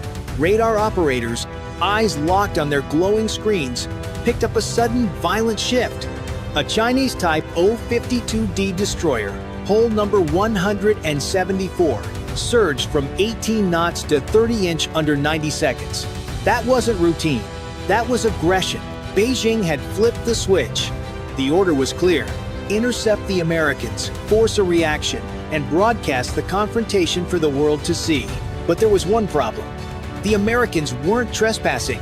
The strike group was sailing 185 nautical miles from Chinese shores, international waters, where $3.4 trillion in global trade flowed every single year. And the Argonne wasn't alone. She was part of the USS Ronald Reagan strike group, a shield built to protect the world's sea lanes. Destroyers, cruisers, and the mighty aircraft carrier itself formed a moving fortress, bristling with power. At 8:34, radar confirmed the worst. The Chinese destroyer was locked on a collision vector, weapons range in just 14 minutes. Below Argonne's decks, 122 vertical launch cells waited a storm of SM-6 missiles ready to be unleashed at a moment's notice. But silence filled the Combat Information Center. On the flight deck of the Ronald Reagan, operations shifted like a machine built for war. Aircraft were armed, destroyers repositioned, and nearby merchant ships carrying billions in cargo looked to one thing for protection: the resolve of the U.S. Navy. This wasn't a miscommunication. This was provocation. And the world was about to witness the first move in a dangerous game. 8:37 hours. The tactical picture snapped into razor focus. Argonne's SPY-1 radar painted the Type 052D with unforgiving clarity hull lines, weapons mounts, even the jitter of her fiery control arrays. Bearing steady, speed high. Time to weapons range. Under 14 minutes if she kept her nose hot. If the destroyer fired YJ-1818 second, sea skimming and cruel, they closed the last stretch in less than 4 minutes. Argonne's kill chain was already built: sensors, processors, shooters, every link humming. The captain asked one word: intent? The tactical action officer didn't blink. Aggressive vector. Recommend general quarters. The captain's reply was colder than steel. Hold. Measure their nerve. Around the flagship, the strike group shifted like gears engaging. On Ronald Reagan's deck, yellow shirts choreographed aircraft with fingertip precision. Screws and McFall slid outward, forming a hard, overlapping shield. Overhead, an E-2D Hawkeye traced lazy circles at 25,000 feet, its radar combing the sky and sea into a single living map. New contacts bloomed. Multiple fast movers pushing south off the Chinese carrier Shandong. JGO-15 second heavy, hungry, and climbing too slow. Ski jump launches meant trade-offs. Less fuel, fewer weapons, shorter legs. Still, they came. The first move in a Madiver confrontation. Below the waves, something worse. Argonne's sonar team rode the acoustic layer and caught a smear of noise. A diesel-L electric boat, likely a Type 039, moving too fast, too loud. At 80 nautical miles, she was already bleeding stealth, her signature smearing across the waterfall display like a confession. 41 merchant ships threaded the sea lanes nearby, hulls stacked with billions in cargo. The Americans adjusted their screen to keep commerce inside the umbrella. Steel guardians shepherding steel fortresses. Inside CIC, voices stayed level. Sectors assigned. Tracks correlated. Link 16 stitched every cockpit and bridge into one shared brain. No bravado, no wasted words. Just a calm that felt like a drawn bow. Across the line, the Chinese formation huddled tight line of sight calls, legacy radars, a fractured picture, predictable arcs, predictable mistakes. The clock kept eating distance. 13 minutes, 12, 11. The air boss cleared early launches. Cat crews snapped into rhythm, engines spooled. The storm was building quiet, disciplined, inevitable. 8:49 hours. The sky over the South China Sea hardened into a layered chessboard. AE-18E Super Hornets surged in. AESA cones sweeping arcs of air and sea. Link 16 fused cockpits and bridges into one mind. What one jet saw, all saw. Latency shaved to the bone. Then the quiet killers arrived. EAE-18 Graham Growlers slid on cold air. Alabama Q-99 pods whispering electricity. Chinese scopes flooded with ghosts. 4 contacts became 12, then 20, then none. Range 8 gate tricks and sidelobe spoofs multiplied targets, and JCHAS 15 pilots chased phantoms through static. Their locks slipped, their comms stuttered. The Americans spoke less and knew more. Altitude stacked like armor. High cover at 35,000 feet. Hunters at 25,000. Night fighters stalking at 15,000. Overlapping arcs erased blind spots and boxed the battle space. Across the line, the Chinese formation bunched tight, bound to line of sight calls and aging glass. Predictable vectors in a digital war invite a single end. Below, the ocean yielded a louder truth. A Type 039 crept too fast, too shallow. At 8:51, she raised her snorkel to breathe, and the sea answered with a shout. On Argonne's waterfall display, the acoustic fingerprint bloomed range 15,000 yards. Course imperfect, fate precarious. If the balloon went up, an ASROC would be on her in seconds. Warhead and water hammer ending the guesswork. Merchant traffic threaded the lanes, 41 ships, billions in cargo, drawn safer under the American umbrella as the screen flexed and tightened. Controllers aboard Reagan parceled intercepts, fuel states, and time gone station with metronomic cadence. The battle now spanned air, surface, undersea, and the invisible spectrum. On each axis, initiative sat squarely with the strike group. The Chinese had sailed out to stage a spectacle. Instead, they found a storm already shaped around them, a fight defined by bandwidth, patience, and posture, rather than noise. The cameras would capture jets and wakes. The truth was numbers, timing, and trust. If disciplined networks dominate, press 1. If raw aggression can still break through, press 9. Comment your number and subscribe to stay on station. 8:56 hours. Inside Argonne CIC, the calm thinned to a blade. Console glow washed across focused faces as the plot tightened. The Chinese destroyer had shifted from broad search to fire control track. It wasn't subtle. It was the digital equivalent of pressing a loaded pistol to the carrier's chest. Beams pinned Ronald Reagan in a cold, invisible grip. Firing solutions rolled and refreshed. SM-2 and SM-6 assignments populated in crisp columns. Operators called bearings and ranges in clipped voices, while reporters captured every microsecond of hostile lock. Frequency, pulse width, dwell time, doctrine held, hold fire, measure intent.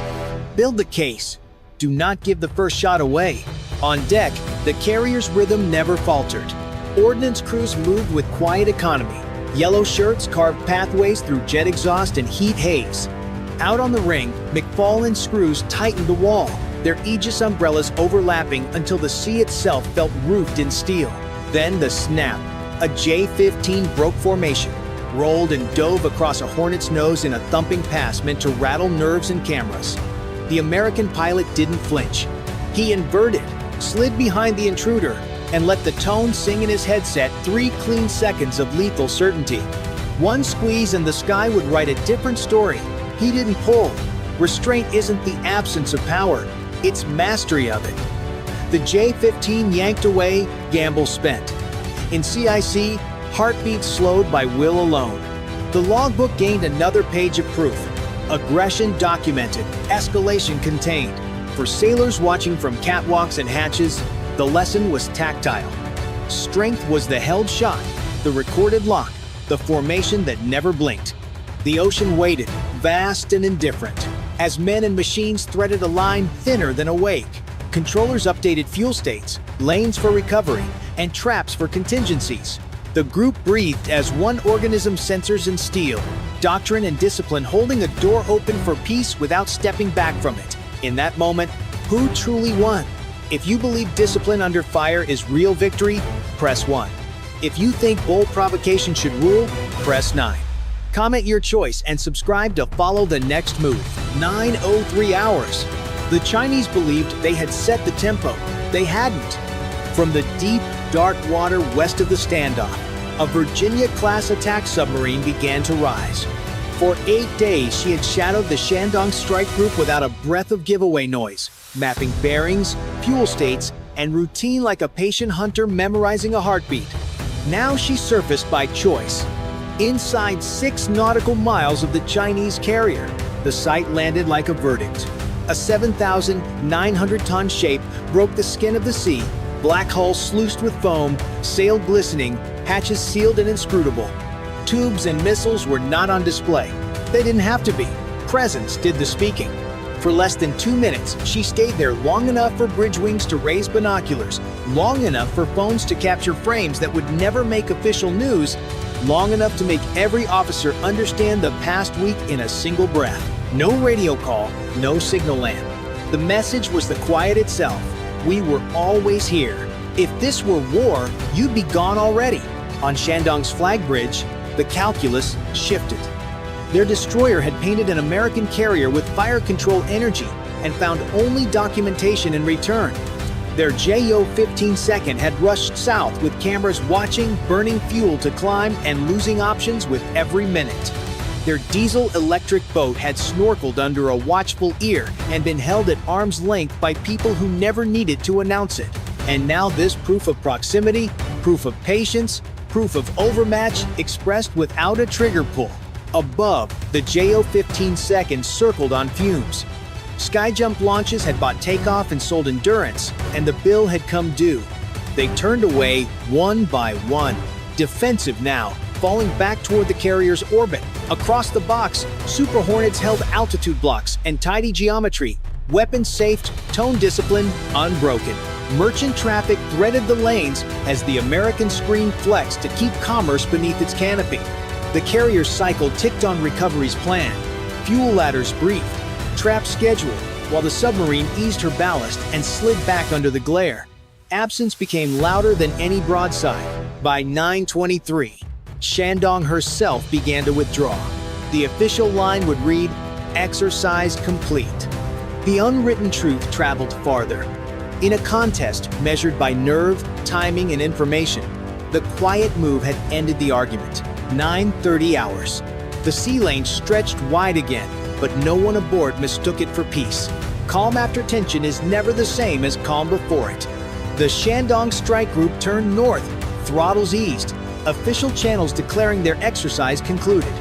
Yet for every sailor who had seen the spectacle unfold, the truth needed no communique. They had been watched, outflown, outmaneuvered, and outweighted. No missile had left its cell. No trigger had been pulled. Yet the ledger was heavy with evidence. Screens full of fire control locks, sonar tracks of a diesel boat gasping for air, radar plots of jets clawing sky with empty tanks, and above all, the memory of a submarine rising from nowhere only to vanish again. All recorded, all undeniable. The Americans had not simply shown weapons. They had shown discipline, the calm to absorb provocation, the patience to let the world see, the restraint to demonstrate strength without fire. This was not weakness. It was overmatch, disguised as stillness, dominance written in withheld shots, confidence spoken in silence. For the 41 merchant ships that crossed that corridor, carrying billions in trade, the difference was felt in cargo delivered, crews unshaken, schedules unbroken. For the region, the message was sharper. Stability does not come from bluster, but from the quiet edge of readiness. By day's end, the waters looked empty. But emptiness deceives. Somewhere under that expanse, attack boats moved unheard. Somewhere above, surveillance aircraft carved patient loops. Somewhere across the fleet, operators logged each second into archives that would later brief policymakers and allies alike. The record mattered. The restraint mattered more. Superpower is not measured by volume. It is measured by how quietly you can win without firing a shot. The United States Navy had preserved peace, not by stepping back, but by standing steady, holding open the door without letting it swing. And in that silence lies the lesson. True strength is not in the noise of weapons, but in the discipline to control them. It's 9:52 a.m., October 3rd, 2025. At the Scarborough Shoal, deep inside the Philippine EEZ, the USS Higgins, DDG-76, suddenly picks up multiple radar tracks. The CIC floods with red icons fast, closing, irregular. Contacts, bearing 240, range 3,000 yards. Alarms echo through steel corridors. Sailors sprint to battle stations, boots slamming the deck. Outside, gray silhouettes slice through the haze, two Chinese Type 52D destroyers and their escorts, charging in tight formation. Over the radio, the Chinese voices blare warnings, ordering the American ship to turn away. The Higgins holds course. Her engines roar steady. On the bridge, every face tightens. In moments, one wrong move could ignite the South China Sea. Bridge cameras show white spray as Chinese cutters slash across the bow at 300 meters. Water cannons lifted. The helmsman's knuckles go white on the wheel. Maintain phone-op track, the captain says. Voice flat, the ship's horn thunders. Metal hums. One wrong shove of steel here could light a regional war. The Scarborough Shoal, a ring of coral and sand barely above water, sits at the center of a decade-long dispute. For the Philippines, it's sovereign ground. For China, It's a historic right. For the United States, it's a test of resolve. The USS Higgins, part of the 7th Fleet, sails here under a single mission: FONOP Freedom of Navigation Operation. Its job is to prove no nation owns what international law calls free sea. Around the shoal, 40 Filipino fishing boats drift nervously. Some fly small blue and red flags. Others show scars from past encounters. Nearby, Chinese Coast Guard, Type 3901 vessels circle like wolves, blasting water cannons to drive them away. Higgins holds course 20 knots steady, sensors tracking every contact. One wrong maneuver could mean disaster not just for the ship, but for every fisherman nearby. Why risk it? Because sea lanes here carry fuel, food, and electronics that keep daily life running back home. If one power fences off a shoal, others will fence off straits. Prices rise, trade slows, and allies doubt Washington's word. A quiet retreat today becomes a louder crisis tomorrow. The destroyer's Aegis Baseline 9 with SPY-1DV radar builds a live picture from satellites and patrol aircraft tagged in Pacific Command logs as FONOP Scarborough Incident 2025. On deck, CIWS hums ready, SM-2 and ESSM rest in the Mach 41 launchers. Across the water, Type 52D and 54 amperes hulls flash gray in the Sunday. Everyone calls it routine. Nobody believes it. Manila cites its treaty with Washington. Beijing leans on historic rights. Fishermen watch the flags, not the law. Commanders measure every yard, knowing one shover spark could ripple across the world. In moments like this, the sea turns into a mirror of national pride. If you were in command, would you hold the line with 1 or back off to avoid war with 9? Type your choice below. 9:58 a.m. The tension breaks. On the radar, new tracks bloom 2 Type 52D destroyers, 1 on each flank, spreading wide. Their fire control radars blink on, sweeping across the USS Higgins like flashlights in fog. The CIC lights up with alerts. Targeting beams active, multiple locks detected. Someone shouts. The captain glances at the display, then at the bridge windows. Outside, the Chinese ships cut closer, barely 1,500 yards now. A pair of Type 54 amperes frigates follows in line, their deck guns angled just high enough to look defensive. Higgins doesn't flinch. Hold course, maintain FONOP, the captain orders. His voice is calm, but his hand tightens on the console.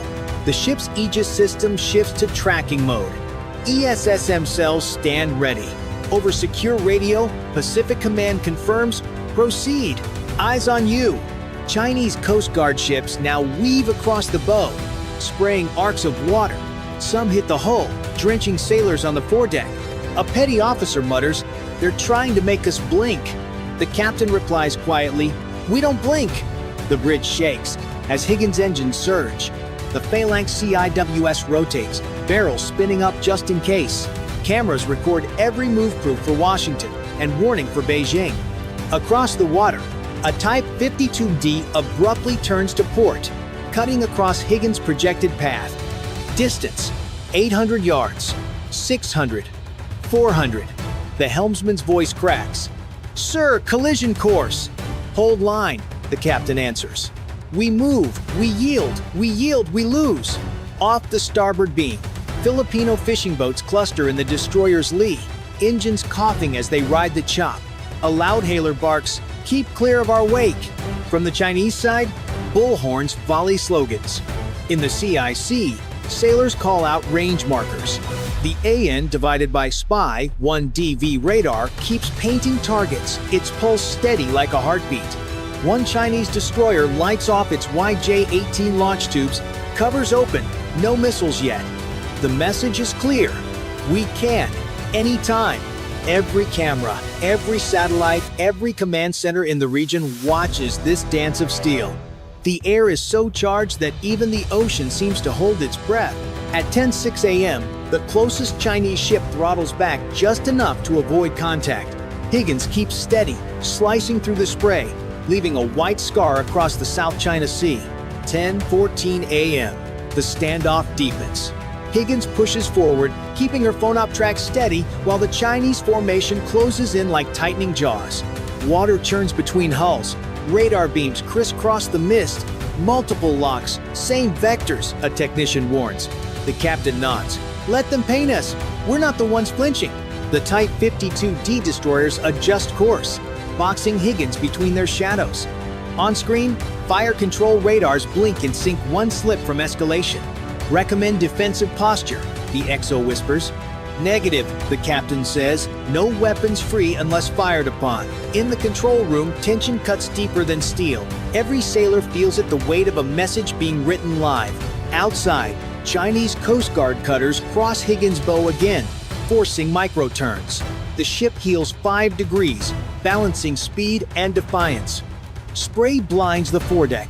Sailors tighten straps on deck guns, ready but restrained. A petty officer mutters, "Feels like they're daring us."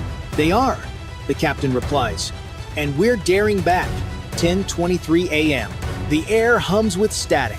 Communication jams for a heartbeat, then clears. No one knows who started it. Radar picks up drone-sized blips circling high, unmanned eyes watching both fleets. The captain knows restraint now matters more than firepower. A Philippine fishing boat drifts too close, caught between giants. Chinese cutters blare sirens. Higgins slows to shield it. "Keep her behind our line," the bridge calls. For a moment, human instinct overrules strategy, one fisherman against fleets of war. Across the water, the Type 52D Jefe angles again, presenting broadside. Launch covers glint under the sun, still closed, but menacing. Every lens from Beijing to Washington focuses on that image. This is the new battlefield. Cameras instead of gunfire, pressure instead of explosions. The Pacific sky holds its breath. Each wave feels heavier. Every minute without a shot is a quiet victory. The captain stands motionless, eyes on the horizon, knowing one spark could turn this tense ballet into chaos. If you were standing where he is, would you hold your ground with 1 or pull back to prevent the spark with 9? Drop your answer below. 10:29 a.m. The ocean falls silent. Higgins slices through haze when a sailor shouts, "Unknown fast movers surface level." New radar returns bloom small, scattered, closing fast. Not destroyers, not fishing boats. Drones. They skim the waves, no larger than trucks, moving in tight swarms. Thermal feeds confirm unmanned, low-profile, likely Chinese sea-skimming drones launched from shore. The captain's eyes narrow. That's new. Seconds later, alarms wail. Multiple contacts bearing 220 through 280. The CIC bursts alive. "They're probing us," the no mutters, "or testing our nerve." Higgins adjusts tactics. The Phalanx CIWS spins up, while EW teams jam control links. Radar screens flicker with static. Some signals fading, a sailor reports. But more inbound. The captain stands still, torn between restraint and defense. Firing first could start a war. Waiting could risk a hit. Every heartbeat stretches thin. The drones dart closer, skimming low across the bow, leaving white trails. Chinese cutters shadow their path, pretending not to notice. Range 500, 400. Voices rise. The destroyer's sensors track the swarm, small, fast, unpredictable. CIWS on standby, the gunnery chief calls. Hold fire, the captain answers. No hostiles declared. A metallic clang slams the hull.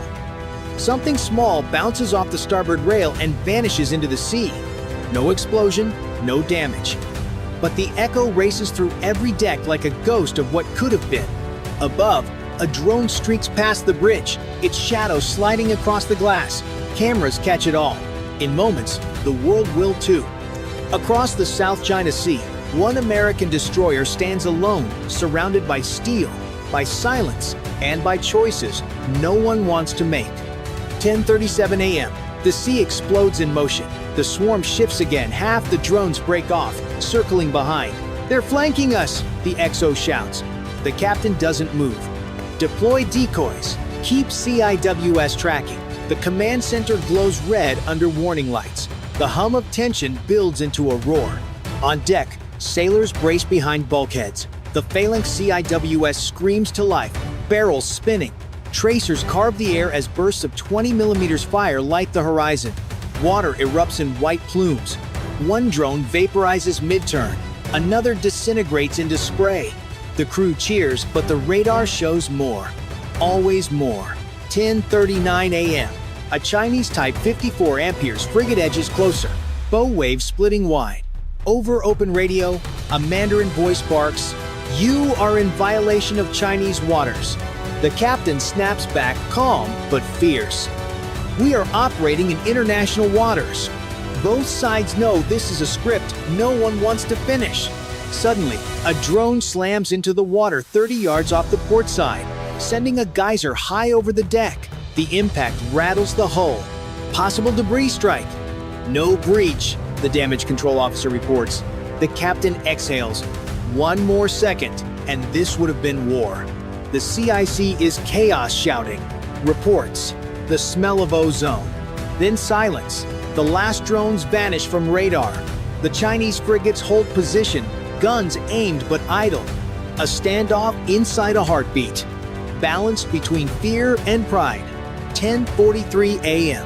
The captain orders, "Secure from battle stations." No one moves at first. Hands tremble over controls, eyes fixed on the horizon. The ocean looks calm again, but everyone knows it's a lie. Each man aboard Higgins has just stared straight into the edge of history.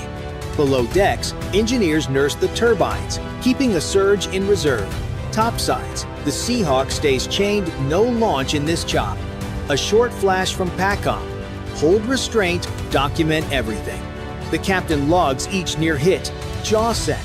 News cameras on both sides broadcast the same image, an American destroyer, defiant amid gray seas, surrounded but unbroken. Commentators call it restraint, others call it luck. For the crew, it's survival by inches. Moments like this draw the line between peace and catastrophe. If you stood on that bridge, would you hold your ground with one? Or pull back before the next spark with 9? Tell us below. 11:12 a.m. The sea finally calms. Waves lap gently against the hull, as if nothing had happened. But inside the USS Higgins, silence feels heavy. The smell of gunpowder still lingers. Spent shell casings lie near the CIWS mount, gleaming in the gray light. The crew moves slower, now steady, exhausted, but intact. Reports flood in from the region. Beijing claims the US provoked the encounter. Washington releases footage showing restraint.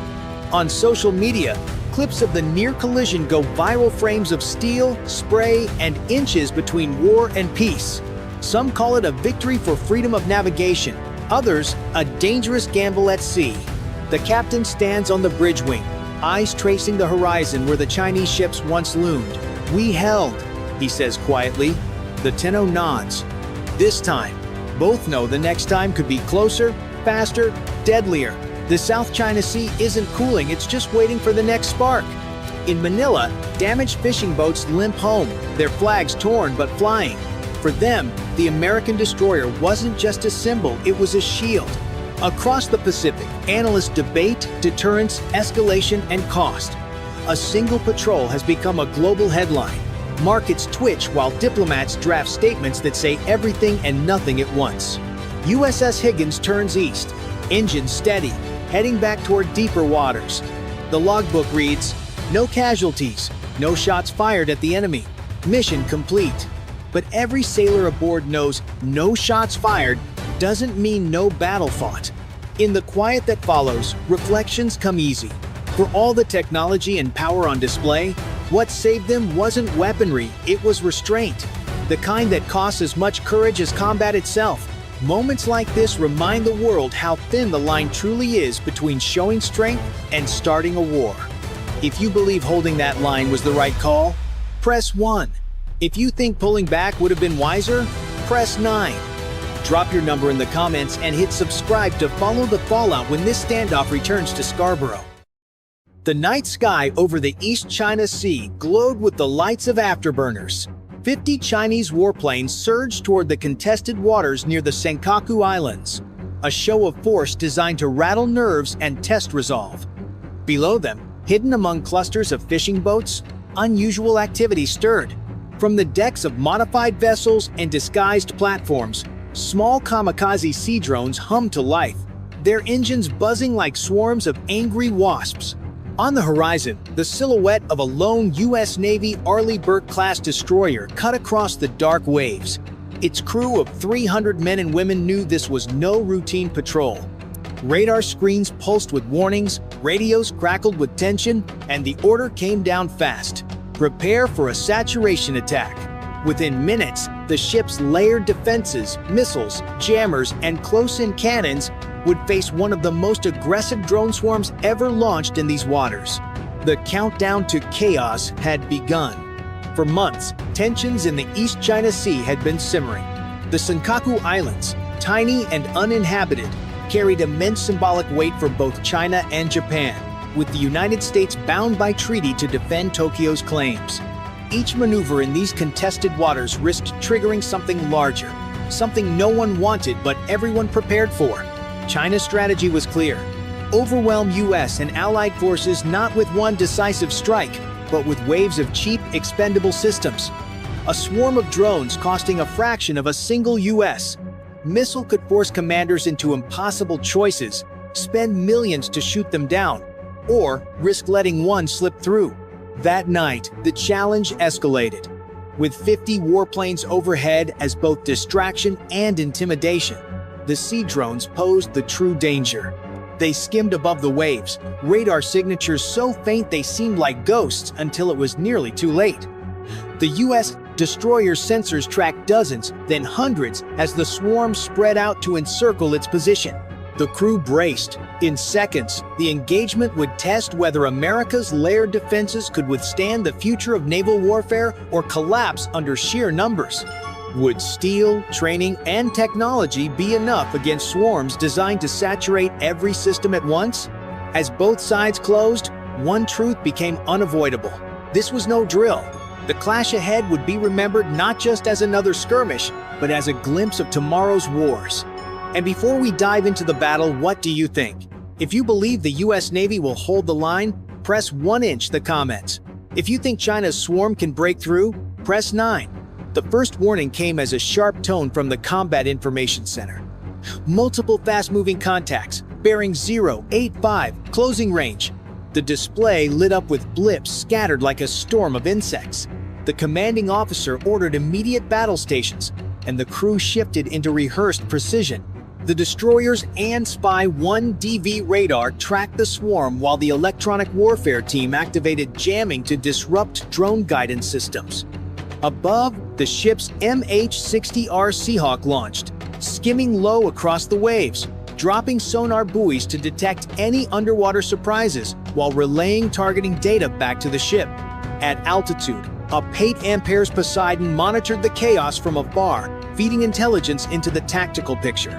The first volley of evolved Sea Sparrow missiles shot upward, streaking into the night sky before diving down onto clusters of drones.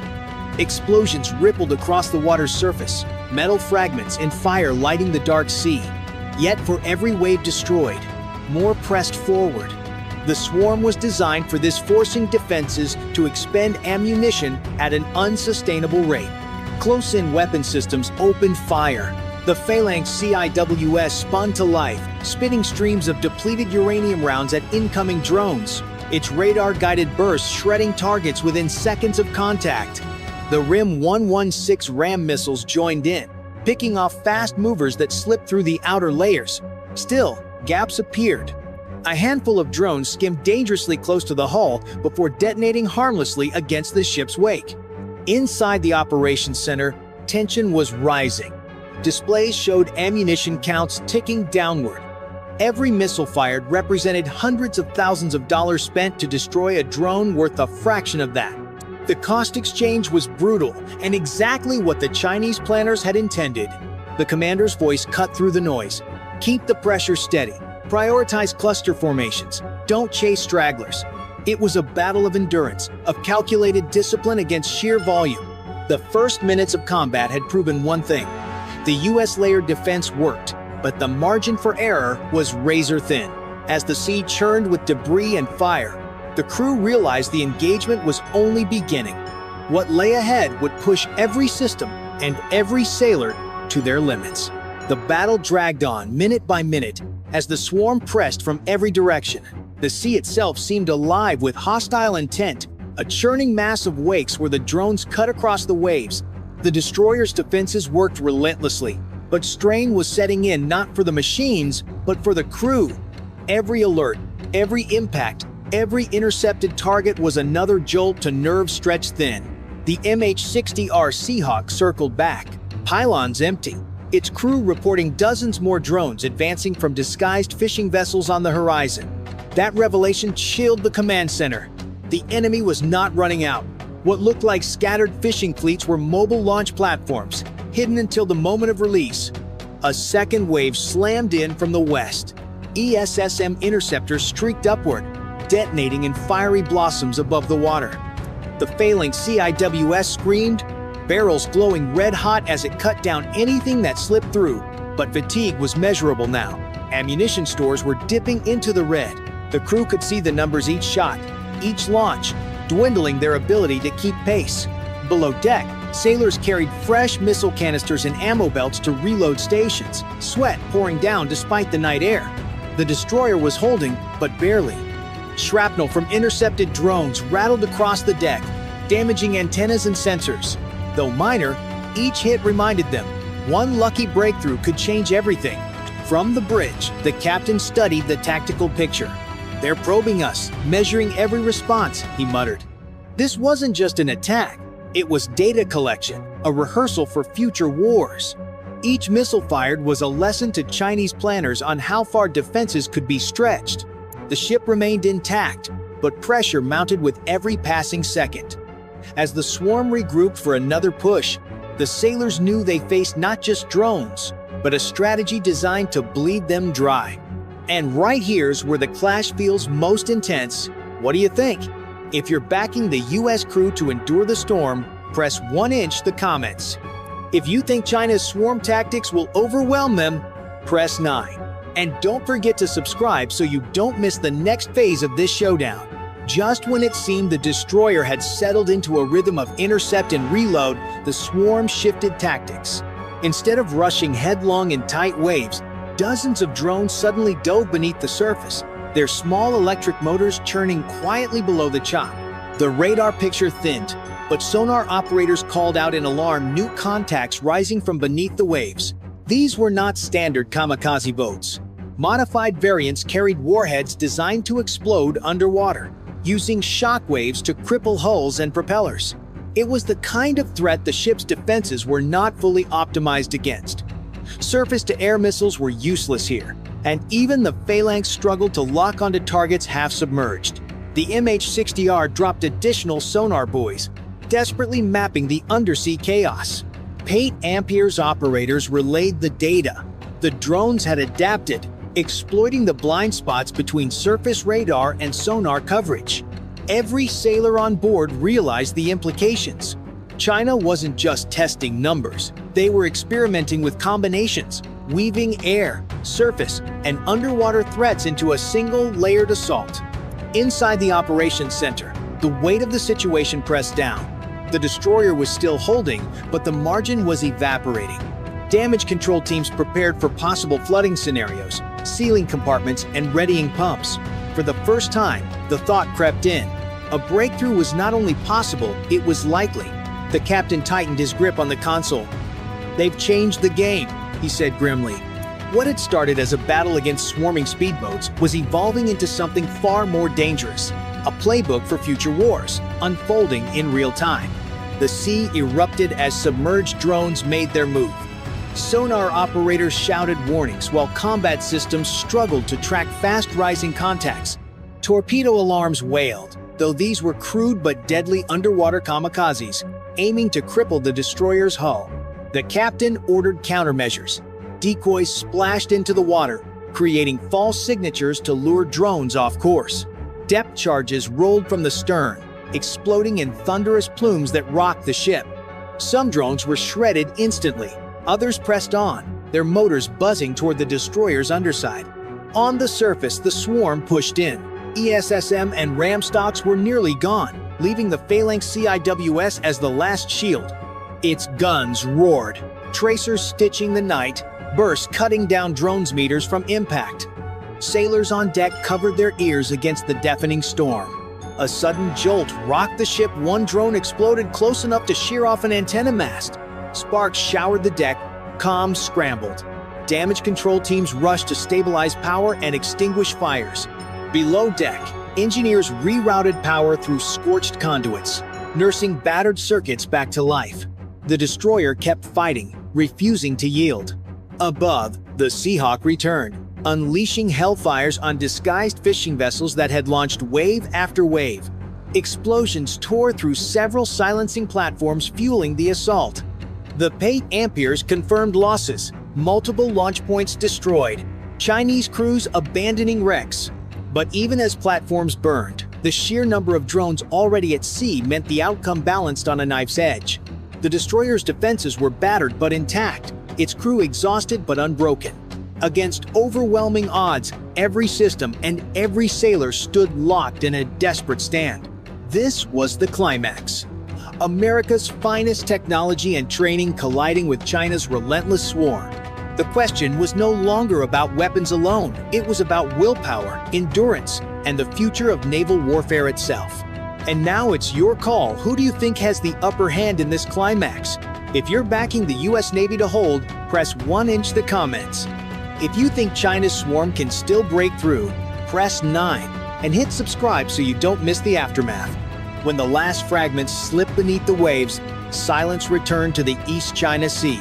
Smoke drifted over the swells, dotted with burning wrecks of disguised fishing boats. The U.S. destroyer rode the chop, scorched yet afloat, antennas bent, sensors damaged, crew exhausted but steady. Reports fixed the scale. 160 200C drones launched, with an 85–95% kill rate. The ship logged minor damage to masts and arrays. A few scars on the superstructure, but propulsion intact. It had endured one of the fiercest swarm assaults ever attempted. Chinese losses were heavy. Several launch platforms, fishing craft turned covert magazines were sunk or burning. Survivors were pulled from the sea, others missing. The cost ran into tens of millions, but the true aim was not destruction, it was measurement. Collecting data on U.S. responses under saturation. For the sailors, relief mixed with unease. Ammunition stocks were low. Each ESSM or RAM cost hundreds of thousands, while the enemy sacrificed drones worth far less. The imbalance was clear. Fleets can win, yet still bleed their magazines dry. Still, doctrine held. Layered defenses, radar, jamming, missiles, guns, helicopter, and patrol aircraft functioned as designed. Damage control was swift, and strikes on disguised launchers blunted the assault before it could regenerate. Training and discipline, not luck, kept the ship in the fight. Analysts called the clash a glimpse of the future. Warships under constant pressure from cheap expendables. Battles defined as much by numbers and logistics as firepower. Tonight, the edge belonged to the U.S. crew. Tomorrow, the equation may shift. As dawn rose, sailors scanned the horizon for signs of another wave. The message was unmistakable. The seas around the Secaucus were more contested than ever. So what's your verdict? Hard-won victory, or just the opening act of something larger? If you stand with the U.S. Navy, press 1-inch the comments. If you believe China's swarm strategy will prevail, press 9. And subscribe so you don't miss the next chapter. It's 6:36 local time on the 26th of September 2025. Over the South China Sea, just off Subic Bay, the calm blue turns electric. In the cavernous control room of the USS Ohio, a nuclear-powered guided missile submarine. A hard sonar ping ricochets through the red light. Unknown contact 6, and growing bloom on the screen, stacked in formation and closing fast. Topsides, the tender USS Frank cable snaps to general quarters. Hatches slam. Lines are cast. On the horizon, gray silhouettes resolve into teeth. A Type 055 cruiser, 2 Type 50 2D destroyers, and farther astern the vast shadow of China's brand new carrier, CNS Fujian, running sea trials with her escorts. Alarms howl, orders cut like wire. Battle stations now. crew move with practice speed. Voices drop to whispers. One wrong call turns steel into coffins. The Ohio steadies at periscope depth. The lens lifts. White wakes crisscross the surface. A 8 amperes Poseidon arcs overhead. Radio's alive. Somewhere out there, a foreign radar begins to search, and it finds them. For weeks, tension had been tightening across the South China Sea. China's newest supercarrier, CNS Fujian, slipped out on sea trials, its first big run, with a ring of escorts and fresh radar crews eager to prove themselves. At the same time, under the U.S.-Philippine defense deal, the USS Ohio arrived at Subic Bay with the tender USS Frank Cable standing by. Officially, maintenance and logistics. Unofficially, a reminder that the United States still shows up when the water turns rough. Every shipping lane here is a vein feeding daily life far from these islands. Fuel, grain, electronics. If these routes choke, prices jump, shelves thin out, and allies start asking whether Washington can still keep the sea open. Credibility is not a speech. It's steel in the right place at the right time. That's the burden on the Ohio's crew. Be visible enough to reassure, calm enough not to start a war. As Fujian's screen edged closer, radios clicked into a careful dance. The 8 amperes overhead map tracks and relayed distances. On Chinese decks, cameras pointed back proof for their own audience that US power could be counted and watched. Nobody wanted a spark, but nobody would yield water or face. Strategic signaling cuts both ways. It's deterrence written in hull numbers. Inside Ohio, the commander weighed rules of engagement against the pressure of proximity. Move too bold, and you hand the other side a pretext. Move too soft, and allies read it as retreat. Each choice here echoes in Manila, Tokyo, and Washington. If you sat in that chair, with 6 gray hulls shadowing your path, what would you do? Stay silent or surface? Type 1 to stay deep, type 9 to rise and confront. 7:4 local time. The sea looks calm, but under it, nerves are electric. The USS Ohio glides silent at 120 feet, her sonar array stretched wide. The pings grow faster, each echo sharper, closer. 6 surface ships, Type 0, 5, 5, and 52D destroyers, are tightening formation, sweeping their active sonar like flashlights through fog. In the operations room, the sonar chief whispers, "Range closing 12,000 yards and falling." The captain nods. "Deploy countermeasures slow, passive."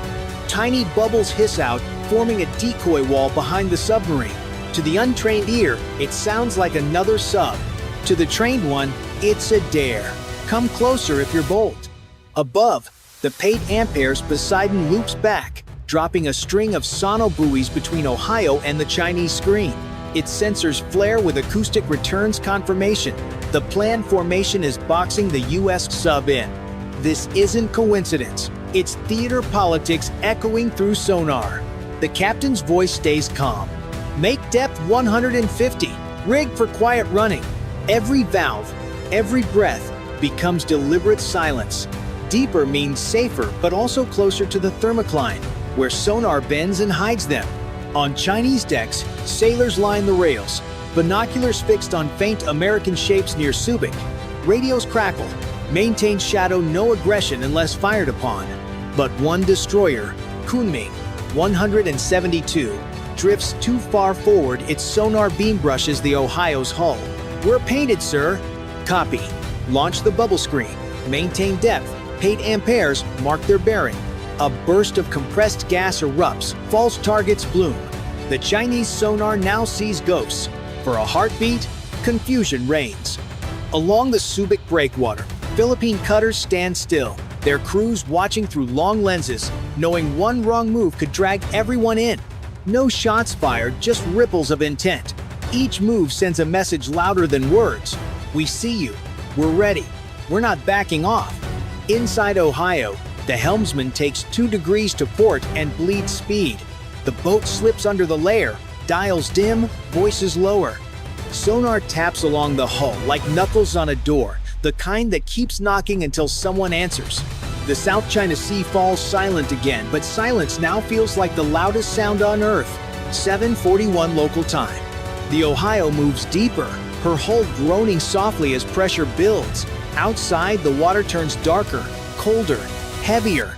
The sonar screen flickers with new returns, smaller, faster shapes darting between the destroyers. Drones. The Chinese fleet has released unmanned underwater vehicles, weaving through the sea like metallic sharks. Multiple fast movers inbound, bearing 210. The captain leans forward. They're probing us, don't blink. Countermeasure pods hum, ready. Each one can fake the sound of a submarine's heartbeat, but only for a few minutes. On the surface, CNS Fujian cuts speed. Her massive shadow looms like a continent. Two Type 52D destroyers split wide, herding the Ohio towards shallower water toward the coastline, where depth advantage disappears. It's a chess game, and both sides know one wrong move could break the board. Inside the control room, sweat beads on foreheads. The sonar chief calls, "New contact, bearing 185, range 4,000 yards. Signature matches an underwater drone closing fast. Deploy noisemakers. Make turns for 5 knots. Keep it quiet." The drone's ping grows louder, seconds ticking down. Then, silence. It passes overhead, fooled by the decoy. The crew exhales as one. The captain murmurs, "That was too close. They're learning fast." Over radio, the Poseidon reports. 6 vessels maintaining pursuit. No weapons active. "Copy," replies the captain. "They're not here to fire. They're here to see how far we'll bend." High above Subic, the Poseidon tilts its camera downward, catching the faint outline of the Ohio below and 6 Chinese hulls fanning across the horizon. From orbit, it looks like a net tightening around a single dot. A long, low sonar sweep rattles through the hull. Another pulse rolls in from the west, crossing the first and sketching a cage around them. The ocean feels smaller, the silence sharper. Each passing minute feels heavier than the last. The crew knows the drill, but not the ending. If this were your call, would you hold steady or break the encirclement and show force? Type 1 to stay hidden. Type 9 to rise and push back. Comment your choice below and subscribe to stay on the bridge for the next move. 8/9 local time. The ocean is still too still. The USS Ohio runs silent, her crew straining to read faint echoes through the thermocline. Then a new sound cuts through. Fast, shallow, erratic. Not a destroyer, not a drone. Something else. Contact, bearing 085, speed 60 knots. The sonar chief calls. The captain frowns. "Impossible, that's above drone speed." The display flares with ripples, tiny signatures darting just below the surface. Swarm drones, launched from a Type 901 supply ship nearby. Smaller, faster, and programmed to rush anything that moves. Their sonar pulses come in waves, flooding the Ohio sensors and masking the fleet behind them. The captain grips the periscope handles. "They're not searching, they're flushing us out.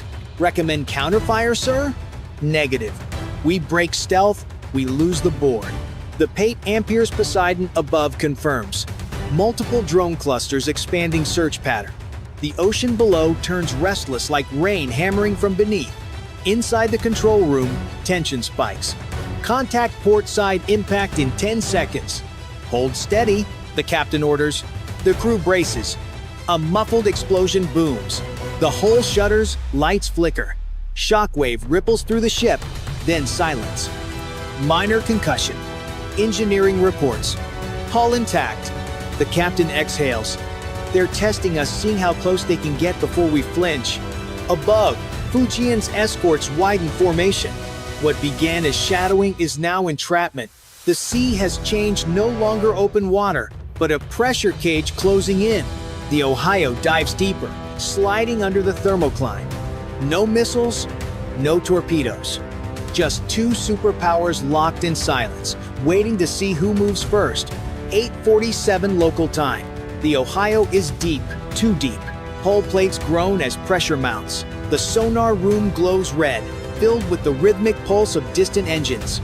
They're surrounded now, 6 ships above, drones below, the ocean closing in from every side. Contact bearing 090 closing fast. Another ping, sharper this time. The captain straightens. That's an active sweep, they've locked us. Silence. Then a low rumble ripples through the water. Fujian's escort has fired a training torpedo. Cold run only, but deadly if misread. Evasion pattern Delta! The Ohio tilts sharply. Lights flicker, gravity shifts, crew gripping rails as the submarine dives hard. The torpedo passes overhead, close enough to rattle every bolt. The sonar screen blooms white acoustic chaos. Decoy away! A countermeasure ejects, releasing a plume of gas and metallic shards. The explosion masks the sub's trail. The captain steadies himself, voice low. They're daring us to respond. Up top, CNS Fujian cuts engines. Deck crews rush to stations. Aircraft chained down. Radar tracking below the surface. From the air, the Poseidon circles like a hawk, recording everything. No missiles, no shells. But one false move could turn this drill into the first strike of a war neither side truly wants. Inside the Ohio, oxygen pumps hiss. The crew waits in absolute silence. Range to nearest ship 600 yards. The sonar chief whispers, "Too close. One shift in current could give them away." Metal ticks. Coffee cups quiver. Hands tighten on straps. No one breathes. Somewhere aft, a wrench skitters, then goes still. "Sir," the XO says quietly, "we can surface and show presence, or we can vanish beneath the layer and wait them out." The captain's eyes flick to the depth gauge, then to the glowing red contacts on the screen. Either way, they'll remember this moment. He places a hand on the console. Ahead 1 knot. Keep her steady. The boat glides forward, silent and unseen, sliding beneath the Chinese net like a ghost. The entire crew holds their breath. If you were in command now, knowing one mistake could spark a war, would you rise and confront, or disappear into the deep? Type 1 to stay hidden. Type 9 to surface and face them. Comment your call and subscribe to see who moves first. 9:26 local time. The ocean is quiet again, but it's a fragile quiet like glass stretched thin. The USS Ohio drifts below the thermocline, system steady, crew exhausted but alert. No more pings, no more drones, only the faint hum of the sea pressing in. Above, the Chinese formation holds its line for another hour before easing south. Fujian turns slowly, her deck crews visible through haze. Aircraft chained down after the tense standoff. No victory claimed, no shots fired. Yet everyone on board both sides knows this wasn't just a drill. Surface tracking confirms they're pulling back, says the sonar chief. The captain exhales, rubbing tired eyes. Good. Let them have the surface. We'll keep the deep. He looks around the room, faces pale, sweat drying, adrenaline fading. Log this as completed patrol. But no one feels it's truly over. At Subic Bay, the USS Frank Cable readies to receive Ohio again. The port is quiet, but word spreads fast. Sailors whispering that a single submarine just stared down an entire Chinese task group and came back untouched. To them, it's proof that deterrence still works. To the Chinese fleet, it's proof the US won't back down. Both sides draw the same conclusion. Next time, someone will push harder. In Washington and Beijing, reports spin through encrypted channels, each side declaring composure, each quietly recalculating what red line really means. The world reads headlines about routine exercises. Only those who were down there know how close it came. Inside the Ohio, the crew breaks silence. Laughter mixes with relief, nervous, thin but real. The captain sits back, listening to the hum of machinery and the heartbeat of the ship he trusts more than words. The sea's calm again, he mutters, but not for long. If you were watching from above, would you call this restraint or just the calm before the next storm? Type 1 if you think peace will hold. Type 9 if you believe the clash is inevitable. Comment your call and subscribe to be here when it happens. It's 5:45 a.m. on the 12th of July 2025. In the eastern waters of the Taiwan Strait, the USS Theodore Roosevelt and its escorts suddenly pick up multiple unknown tracks. Alarms blare across the carrier deck. Sailors rush to battle stations. Boots pounding metal floors. Outside, streaks of light tear across the horizon. Chinese DF-26 and DF-21D ballistic missiles already inbound. Seconds later, destroyers detect low-flying YJ-18 cruise missiles and hypersonic YJ-21 seconds launched from bombers. The sky fills with warnings, radios crackle with orders, and every crew member braces for impact. In the Combat Information Center, officers scan glowing screens, calling out ranges and bearing lines. On deck, fire crews stand by, ready for the worst. The roar of jet engines mixes with the thud of defenses spinning up. Below decks, damage control teams stage hoses and foam. Corpsmen prep triage kits. On the bridge, the order is final. Engage. The Taiwan Strait is not just a stretch of water, it's one of the busiest lifelines on the planet. Every day, tankers and container ships pass through, carrying fuel, food, and electronics that keep homes, stores, and factories supplied across the world. On this July morning, the USS Theodore Roosevelt and its carrier strike group patrol the Eastern Corridor. Their mission is clear: keep those routes open, no matter what China throws at them. For Washington, the stakes are immense. If a U.S. carrier is knocked out here, the loss would echo far beyond the Pacific. Insurance costs would skyrocket. Stock markets would wobble. Shelves in American stores could empty as supply lines stall. Allies from Japan to Australia would start questioning whether America can truly protect them. A single missile hit could ripple into billions of dollars and a deep blow to U.S. credibility. Even a short closure would ripple fast. Factories miss parts, ports clog, fuel costs spike, and families feel it at home. For Beijing, this is a test. China has invested in carrier-killer missiles for years, designed to push American ships out of the region without ever needing a full-scale naval clash. By launching now, Beijing signals that it is willing to gamble, betting that mass missile strikes can overwhelm defenses faster than the U.S. can adapt. On the Roosevelt, sailors know this is not an exercise. The crew feels the weight of history as much as the threat of steel. Every radar contact, every launch order could decide not only the fate of their ship, but the security of global trade. And now the question turns to you watching. If you think America's carriers can still hold the line, hit 1-inch the comments. If you believe China's missile storm will eventually break through, press 9. 5:46 a.m. The radar picture hardens. Aboard the USS Theodore Roosevelt, operators mark 3 patterns: high arcs from the mainland, sea skimmers from the east, and a few fast blips that barely hold a track. Ballistic, cruise, hypersonic. Clear skies mean clean guidance for both sides. The escorts act first. Vertical launch cells open, then thunder. SM-6 interceptors leap upward, white trails cutting across dawn. Impact speed does the killing. A second ripple follows. ESSMs fan out low, tuned for missiles that skim the sea. Each shot trades money for minutes and minutes for lives. Explosions pepper the horizon. Some vanish high, others break just above the waves, hissing into foam. Yet the scope stays crowded. For every threat erased, another appears. The formation tightens its network. Ships share tracks and pace salvos so no gap opens. 5:47. The air wing joins. F-35Cs and Super Hornets roar into the sky. EA-18 grams Growlers jam radars, trying to blind seekers. Fighters push toward the H-6 bombers that launched this storm, tossing long-range shots to thin the wave. A tanker edges forward to keep them fueled. Even fuel is part of the fight. Inside the Combat Information Center, voices stack. Track 2-2 inbound fast.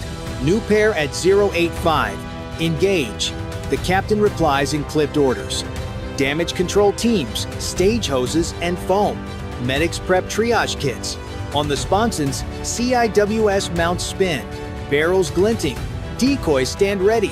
A seeker fooled by a few degrees can mean survival. 5:48. Escorts slide a few cables to widen angles. One takes the high arcs, another the beam. Shoot, look, shoot, sets the rhythm. Fresh SM-6 seconds carve mid-course kills. 2 ESSMs swat YJ-18 seconds that slash low across whitecaps. Pilots call splashes. One bomber turns cold. 5:49. The first wave thins but doesn't break. A YJ-18 slips through a seam, hugging the deck. An escort snaps a hard turn and fires a last ESSM, blasting it apart. Debris scuds across the surface. Crews feel the thump and glance at magazine counters. The math is ugly. The enemy reloads ashore. The fleet cannot at sea. The scope pauses, almost calm. Then fresh tracks bloom at the edge. Round 2 is already inbound. 5:50 a.m. The second wave emerges. More tracks fill the scopes, new salvos from the mainland, and another spread from warships farther east. The crew sees the difference immediately.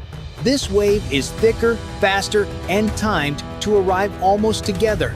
It's a saturation strike, meant to swamp every layer at once. Escorts shift formation. The Roosevelt turns a few degrees, reducing its profile and tightening the defensive arcs. Keep the wall solid. The captain orders. Launchers cycle again. SM -6 seconds streak upward. ESSMs fan out low, and chaff blooms to create false clouds. Guns spin up to lethal speed, ready to handle what slips through. 5:51. Several drones appear, weaving among the missiles. Cheap, small, and erratic, they force weapons to be spent on them. One destroyer wastes 2 ESSMs before realizing the targets are unmanned decoys. Another drone dives toward the carrier and is ripped apart by CIWS fire. Thousands of rounds turning it to shards. The crew feels the pressure building. Every wasted missile is one less for the real threat. 5:52. A cluster of YJ-18 seconds breaks through at wave top height. The nearest destroyer unleashes its last ESSM battery. 2 missiles detonate in spray. One survives and charges closer. CIWS opens up, the sound like tearing metal. The incoming warhead disintegrates, debris splashing harmlessly short. The deck crew exhales, but only for a moment. 5:53. Hypersonic YJ-21 seconds arrive, faster than reaction time. One slams into an SM -6 inches, a mid-air flash. Another burns through the defenses and streaks past the carrier, missing by sheer luck, gouging the sea with a massive plume. The shockwave rattles the Roosevelt's hull, knocking sailors off their feet. Damage Control reports minor flooding, quickly contained. Despite kills stacking up, the math turns grim. Magazine counts run low. The escorts are bleeding interceptors faster than they can hope to replace them. China is betting that quantity beats quality. And for a moment, it looks like the bet might pay. In the Combat Information Center, no one speaks louder than a whisper. Eyes stay on screens. Fingers hover over firing keys. The wave is not done, and the line must hold. And here's the question for you. If you believe America's defenses can keep absorbing wave after wave, hit 1 the comments. If you think China's sheer numbers will eventually crack the shield, press 9. 5:55 a.m. Just as the crew steadies, the picture shifts again. Operators call out new tracks smaller, faster, hugging the surface so tight they almost vanish from radar. These aren't the big ballistic arcs or the lumbering cruise missiles. This is something different. Swarms of sea-skimming weapons designed to slip beneath the shield. The twist rattles every sailor. Hypersonic strikes are terrifying, but at least they're visible. These new threats hide in the sea clutter, popping up late, leaving almost no time to react. They're in the weeds, one radar tech mutters. The captain doesn't wait. Orders fire out. Bring SIS to max. Low decoys. Stand by for rapid fire. Destroyers shift to flank defense, trying to cover blind spots. SM -6 seconds are nearly useless against such low flyers, so the job falls to ESSMs, CIWS, and sheer maneuvering. Roosevelt heals several degrees, tightening her turn to narrow the angles. The ship groans under the stress, but responds. On deck, the guns track fast, barrels glowing as they rip, bursts into the morning haze. A drone appears first, racing low. Phalanx CIWS tears it apart, sparks showering into the sea. Seconds later, a pair of sea skimmers charge in. One is caught by an ESSM, detonating in spray. The second keeps coming. The crew holds steady as the carrier itself unleashes its own CIWS, thousands of rounds carving a wall of steel. The missile disappears in an explosion just short of the hull. The twist is clear. China isn't just throwing more missiles, it's changing the playbook, mixing weapons and tactics to break America's rhythm. Each layer of defense is tested in a new way, and the line between survival and disaster narrows with every second. 5:58 a.m. The horizon lights up with the heaviest barrage yet. Hypersonics, cruise missiles, drones, all packed into one final wave. The sky looks crowded, the sea alive with threats. For the Roosevelt Strike Group, this is the knife edge. Final defense, stand by. The order echoes through steel passageways. SM-6 stocks are nearly gone. ESSM launchers cycle on fumes. It comes down to CIWS, point defense missiles, and raw nerve. The first impacts come close.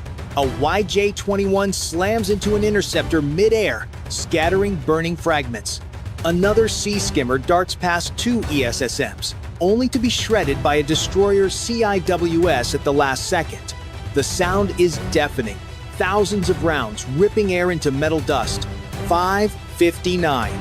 A drone dives straight at the Roosevelt. Gunners on deck open fire, tracers cutting bright arcs. The drone bursts into flame and tumbles into the sea, but the distraction costs seconds. Two more missiles close in. One is destroyed by a phalanx burst. The other streaks through smoke, coming head-on for the carrier. "Hold steady," the captain shouts. The Roosevelt heaves as the helm throws a hard turn. CIWS unleashes a desperate stream, metal thundering. At the last instant, the missile detonates just short, the shockwave rocking the hull, spraying seawater across the bow. 6. The last attackers come in pairs. Escorts coordinate, one firing chaff, another unleashing bursts. Pilots above drop flares and push their jets into interception runs. One missile explodes mid-air. Another disintegrates against a hail of gunfire. Slowly, the scopes clear. One by one, the inbound tracks vanish. Silence falls, except for the hiss of radios and the low thrum of engines. Smoke drifts, water steams. The Roosevelt still floats. Her decks are scorched, her escorts drained, but she's alive. Damage reports scroll, scorched paint, dented plating, two arrays offline, yet propulsion and flight ops hold. Flight deck calls green, two F-35Cs trapped for fuel, while crews shove carts forward and reset the launch cycle. The crew knows the fight isn't over. China can reload and return. But for this moment, the US line has not broken. And now, your call. If you think America can keep holding no matter how fierce the storm, hit 1-inch the comments. If you believe China's waves will eventually break through, press 9. 6:10 a.m. The sea is quiet again, but the silence feels heavy. The Roosevelt Strike Group still floats, scarred yet alive. Deck crews wash away debris. Damage control seals ruptured lines. Medics treat sailors bruised by shockwaves. The ship is bloody, not sunk. For Washington, the result is mixed. America proved it could survive a mass missile strike. Interceptors, electronic warfare, and close-in guns worked together, buying just enough time to keep the carrier in the fight. But the cost is harsh. Hundreds of millions in missiles were fired in minutes to stop drones, and warheads worth far less. The imbalance is clear, and Beijing knows it. For Beijing, the lesson is direct. China showed it can push US carriers to the limit, draining magazines in one engagement. Even though the Roosevelt survived, the pressure is relentless. More salvos can be fired ashore. More drones can be built cheaply and hurled forward. The strategy is exhaustion, not just destruction. Allies watch closely. Tokyo, Seoul, Canberra, all track every interception. They see the US line hold, but barely. Questions grow. How many more waves can be endured before cracks open? How long can allies count on carriers to guard sea lanes? Markets react instantly. Oil prices surge. Insurance climbs. The global economy feels the ripple from one morning of combat in the Taiwan Strait. Another clash like this, and trade across Asia, could seize up. For the sailors aboard the Roosevelt, the meaning is simpler. They fought, they held, and they lived to see another sunrise. But all know the fight will return, and next time it may come harder, faster, or from a new direction. Result: survival with scars. Impact: Proof of US resolve, but also proof of China's reach. The clash is no longer hypothetical, it's real, shaping power in the Pacific. And now, your voice matters. If you think America will keep holding the line, hit 1 inch the comments. If you believe China's waves will tip the balance, press 9, and don't forget to subscribe so you won't miss the next strike. It's 12:07 p.m. on the 3rd of July, 2025. In the waters east of Natuna Bazaar, the roar of jet engines cuts across the sea. On the deck of the USS Theodore Roosevelt, alarms blare. Radar screens light up with multiple unknown tracks. Sailors rush to battle stations. Every movement drilled and precise, but the tension is raw. Over the horizon, China's carrier Shandong has launched its fighters J-15 slicing low, escorted by shadowing destroyers. The U.S. carrier group braces. A Japanese ship, JS Izumo, adjusts course nearby, while Australia's HMAS Canberra signals readiness. Each ally knows one wrong move here could set the Pacific on fire. Above, American F-35C streak into the sky to intercept. Down below, submarine contacts flicker in and out, Kilo-class hunters lurking unseen. The air crackles with electronic jamming. This is not a drill. This is the knife edge of confrontation. The next minutes will decide whether the sea stays open or turns red. In the South China Sea, shipping lanes cut straight through daily life back home. Oil, gas, electronics, everything rides these waters. If they stop, gas prices jump, shelves thin out, and trust in America's promise to keep trade routes open starts to crack. That's why the USS Theodore Roosevelt is here with allies, facing China's push to control the approaches east of Natuna. Beijing's move is blunt. Push the carrier Shandong forward, screen it with Type 055 destroyers carrying YJ-18 cruise missiles, and let Kilo-class submarines prowl beneath. Add electronic jamming, reconnaissance drones, and a reminder that shore-based missiles can reach far. The aim is pressure without a shot, make the US blink, make smaller states self-censor, and bend the map. For the task force, the stakes are bigger than one standoff. It's credibility. If they yield here, Tokyo questions the alliance. Canberra wonders if Washington still has the steel. Indonesia, Vietnam, and the Philippines watch every move. Insurance markets watch too. A misread today becomes a price hike tomorrow. So far, the crisis is tense but bloodless. UAVs probe and harass. F-35C SWAT, several down. A Burke-class destroyer widens its radar picket to break the box. P-8 Amperes aircraft rake the sea with sonobuoys, hunting shapes below. JS Izumo swings to starboard. HMAS Canberra tightens the screen. Every move is filmed by satellites and rumors spread online before officers can draft a message. The choice is simple and brutal. Hold formation and risk escalation, or ease off and watch influence drain away. Out here, hesitation is a message. Resolve is too. Before this line snaps, one side must read the other fast. Who should back down here, China or the US and allies? Drop your take below. Press 1 if America must hold the line, or 9 if Beijing's gamble will prevail. 12:42 p.m. The radar scope glows with new contacts fast. Low, coming straight in. Operators call them out in clipped voices, each number a threat of danger racing across the sea. The commander doesn't wait. Orders snap. Launch F-35C.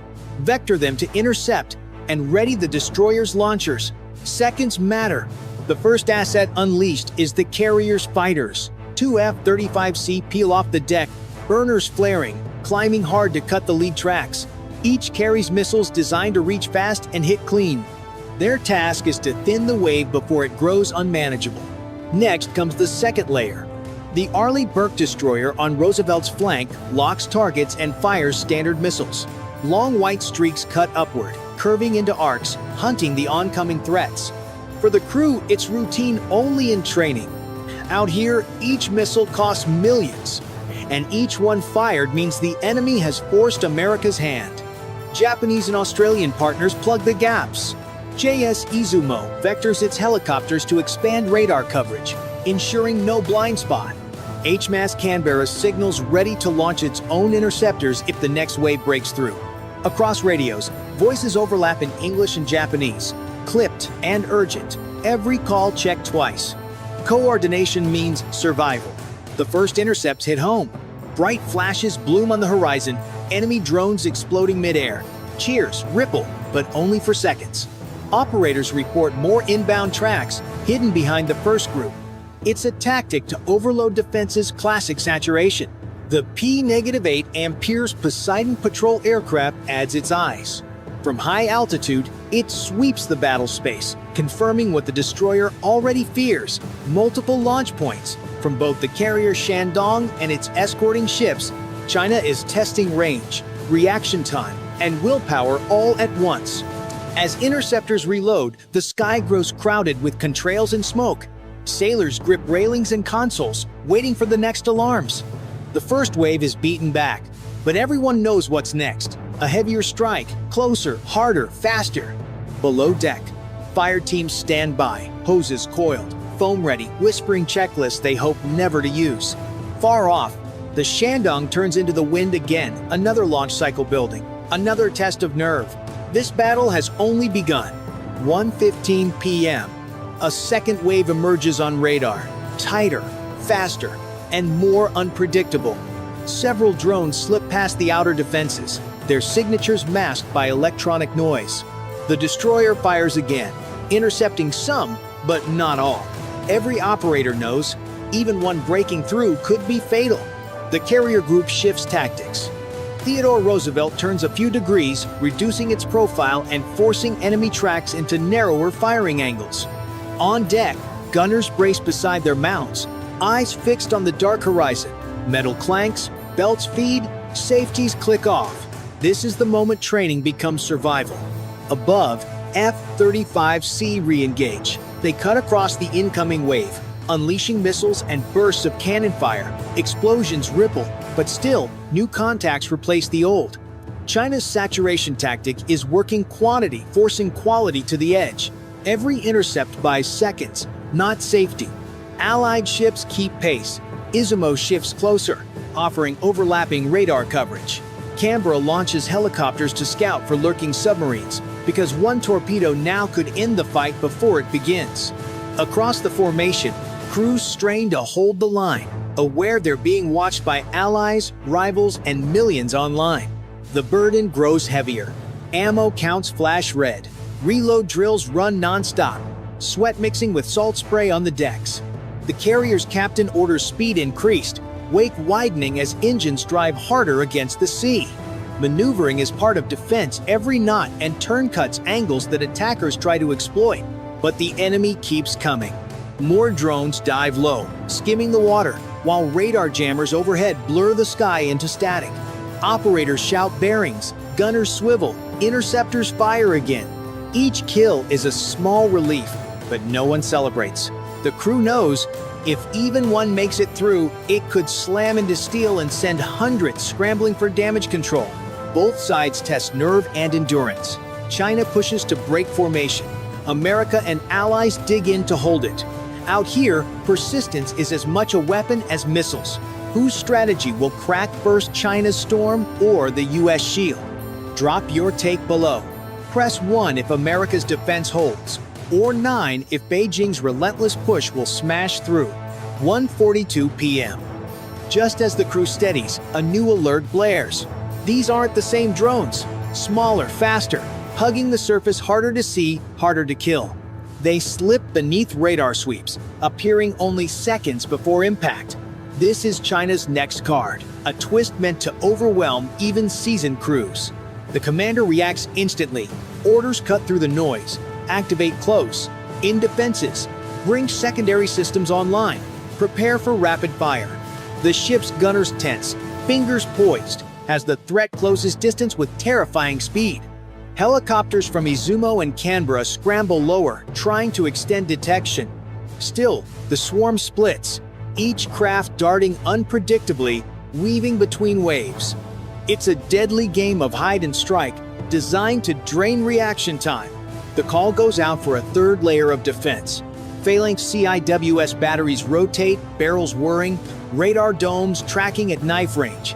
Every second shaved off detection is a second bought for survival. Crews brace as the mounts begin to scream. On deck, sailors watch tiny specks racing across the water. The speed is shocking faster than anything in the first wave. If one breaks through, it won't just dent steel. It could ignite fuel, cripple the carrier, or end the mission outright. The commander knows this is the real test. Standard missiles won't save them now. It's down to reflexes, gunfire, and split-second calls. Every sailor feels the weight. Whether this moment ends with a clear horizon or burning wreckage depends on their aim. The sea boils with spray as rounds hammer down range. Targets explode in white flashes, but new ones appear just behind. The twist is here, and the crew faces their hardest fight yet. 2:05 p.m. The last wave surges in. Dozens of fast contacts streak toward the carrier group, some skimming the waves, others diving from altitude. The bridge goes silent except for clipped commands. This is it, the point where victory or disaster is measured in seconds. CIWS guns thunder. Tracers cut across the sea like white-hot ropes, stitching the horizon. Explosions ripple as drones are torn apart, but the swarm doesn't stop. Each kill is replaced by another diving closer. Sailors grip their stations, jaws tight, eyes unblinking. On the Roosevelt's deck, gunners switch to manual, swinging barrels by instinct. The roar is deafening, steel vibrating with every burst. Nearby, the Burke-class destroyer unleashes a final salvo, its tubes flashing in sequence. Japanese and Australian ships join in, creating a wall of firepower. Coordination is everything. One gap, and the enemy slips through. A drone breaks through the first screen, screaming low. The CIWS locks, fires, and at the last second, the target explodes in a blinding flash. Spray showers the deck, sailors ducking as fragments rain down. Another drone follows, weaving harder. The crew adjusts, fires again, shredding it yards from the hull. Below decks, team sprint hoses run, watertight doors sealed. EW operators shout bearings. Jammers burn through static, peeling clutter off the scopes. Chaff blooms flare silver, luring seekers wide. A Seahawk skims past the bow, dragging a decoy sled. One drone veers off, lost in smoke. On Izumo, a gun crew rides recoil, cheering as the last speck winks out. For a hot minute, no one breathes. Then the closest threat yet, a fast mover hugging the waves, seconds from impact. Gun mounts track, shells pour, tracers vanish into the body. The target erupts, flames scattering across the surface. The carrier shakes, spray washing over the bow. Alarms fade as radar shows the skies clearing. Silence falls, smoke drifts, crews exhale for the first time in hours. The carrier stands scarred but alive. The formation tightens, counting ammo, counting luck, and counting on each other for whatever comes next. In moments like this, who truly holds the edge, America's layered defense or China's relentless waves? Drop your answer below. Press 1 if the shield proves stronger, or 9 if the storm nearly broke it. 2:45 p.m. The horizon is finally quiet. Smoke drifts where drones fell, and the sea is littered with debris. The Roosevelt's deck crews work non-stop, checking for damage, rearming CIWS, and resetting launchers. Sailors' faces are streaked with sweat and salt, but relief is written in their eyes. They survived the heaviest assault yet.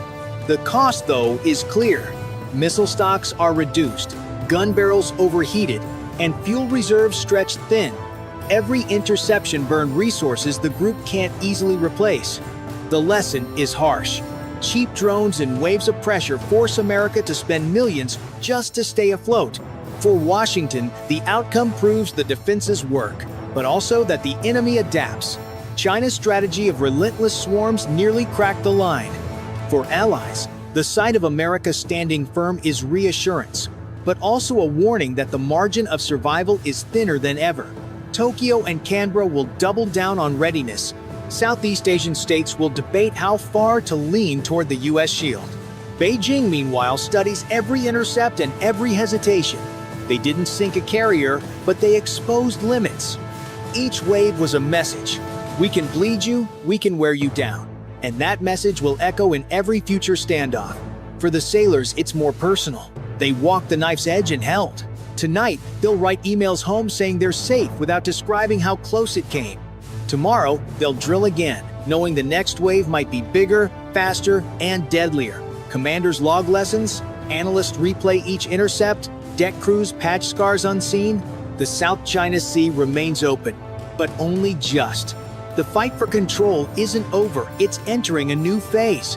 If you had to choose, who came out stronger today, America holding the shield, or China proving it can nearly break it? Drop your answer below and subscribe to catch the next episode. Press 1 if you think the US showed it still owns the line, or 9 if Beijing's pressure struck deeper. At exactly 4:14 local time on the 24th of June, 2025, the Black Sea looked calm enough to swallow sound. A Russian Cerna-class landing craft, 30 troops jammed inside, drove hard toward the western shore of Kherson, confident, routine, unhurried. What the crew didn't know was that for 27 minutes, a Turkish-made Bayraktar TB2 had been shadowing them from 18,000 feet, patient as a hawk riding thermals over a sleeping field. In 90 seconds, that routine was going to die. The TB2 had launched at 2 o'clock from a concealed strip near Mykolaiv, slipping into a sky that was more ink than air. This wasn't some jury-rigged shopping mall quadcopter. It was Turkey's answer to the Predator, a lean, long-endurance hunter designed to stay aloft for 27 hours, while feeding crystal-clean video to a ground crew that lived by checklists and coffee. Its Rotax 912 engine hummed at a steady 70 knots, slow enough to conserve fuel, fast enough to be anywhere it needed to be. Why rush when the night itself is cover? The route in was a quiet lesson in survival. Instead of a straight line, the TB2 traced a careful curve that kept it at least 50 kilometers from known Russian S-300 sites, stepping across radar gaps the way a burglar steps across floorboards. The operators had learned the hard way that a small radar cross-section about a large bird doesn't make you invisible. And arrogance in Russian airspace is how a $5 million asset becomes a smoking footnote. By 3:30, the drone slid into its patrol station, a 40 by 20 kilometer rectangle positioned to watch the main approaches to Khersen's beaches. The aircraft settled into its autonomous pattern, quiet, methodical, unseen. Below, the Cerna kept cutting west. Above, the hunter waited, building a picture, buying time, and letting the sea keep the secret a little longer. From its station high above the sea, the TB2's Westcam MX-15D sensor ball roamed the darkness. Built in Canada, this wasn't just a camera. It was a multi-spectral imaging suite that could read a license plate from 20 kilometers away. In infrared mode, the Black Sea below turned into a glowing canvas, every heat source painted like a white flare in coal dust. The operator sat in a ground control station that looked more like a gamer's battle rig than a military post, multiple screens, toggles, and a joystick that could decide the fate of a ship. The drone flew its programmed rectangle while he alternated between visual and thermal imaging every few minutes. Drone warfare was like that. 99% scanning empty water, 1% heart-pounding action. Tonight, that ratio was about to flip. At 3:47, a faint hotspot appeared on the thermal feed, moving west at roughly 30 knots. It left a warm wake that glowed against the cold sea. The operator zoomed in. The blur resolved into the sharp silhouette of a Project 11770 Cerna-class landing craft, 26 meters of fast, shallow draft steel built for beach assaults. These vessels could haul 92 armed troops or even a main battle tank straight onto sand. And this one wasn't alone. 2 more vessels followed, 5 kilometers behind, a telltale convoy. This wasn't a routine patrol or a supply run. 3 boats meant coordination, protection, and purpose. The operator tagged each contact and began recording. Every pixel mattered. Any of it could end up on an intelligence officer's desk by morning. The lead Cerna skimmed the sea like a speedboat, its water jet propulsion throwing a smooth, hot wake. Through thermal imaging, the operator spotted heat signatures on deck, human bodies, at least 2 dozen. These weren't sailors moving with casual rhythm. Their posture, gear, and pattern screamed infantry. By 4:10, the pattern was undeniable. The convoy's heading pointed straight for a stretch of beach 8 kilometers west of Kherson, the same sector where Ukrainian patrols had reported suspicious signs the week before. The operator reached for the secure line. Whatever this was, the Russians were minutes away from meeting company they couldn't see coming. At 4:15, after nearly half an hour of silent tracking, the order came through the headset in 3 short words: "Cleared to engage." It was a call made not from the operator's seat, but from the 383rd UAV Brigade's Operations Center, where senior officers had been watching the same live feed. It wasn't a decision taken lightly. Every MAM-L missile cost around $70,000, and the TB2 carried only 4. More than that, striking here would reveal to the Russians that Ukraine could run armed drones this far south, potentially compromising future missions.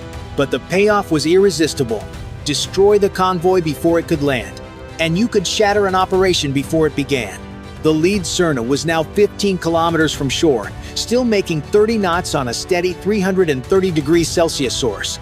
Predictable targets are dead targets.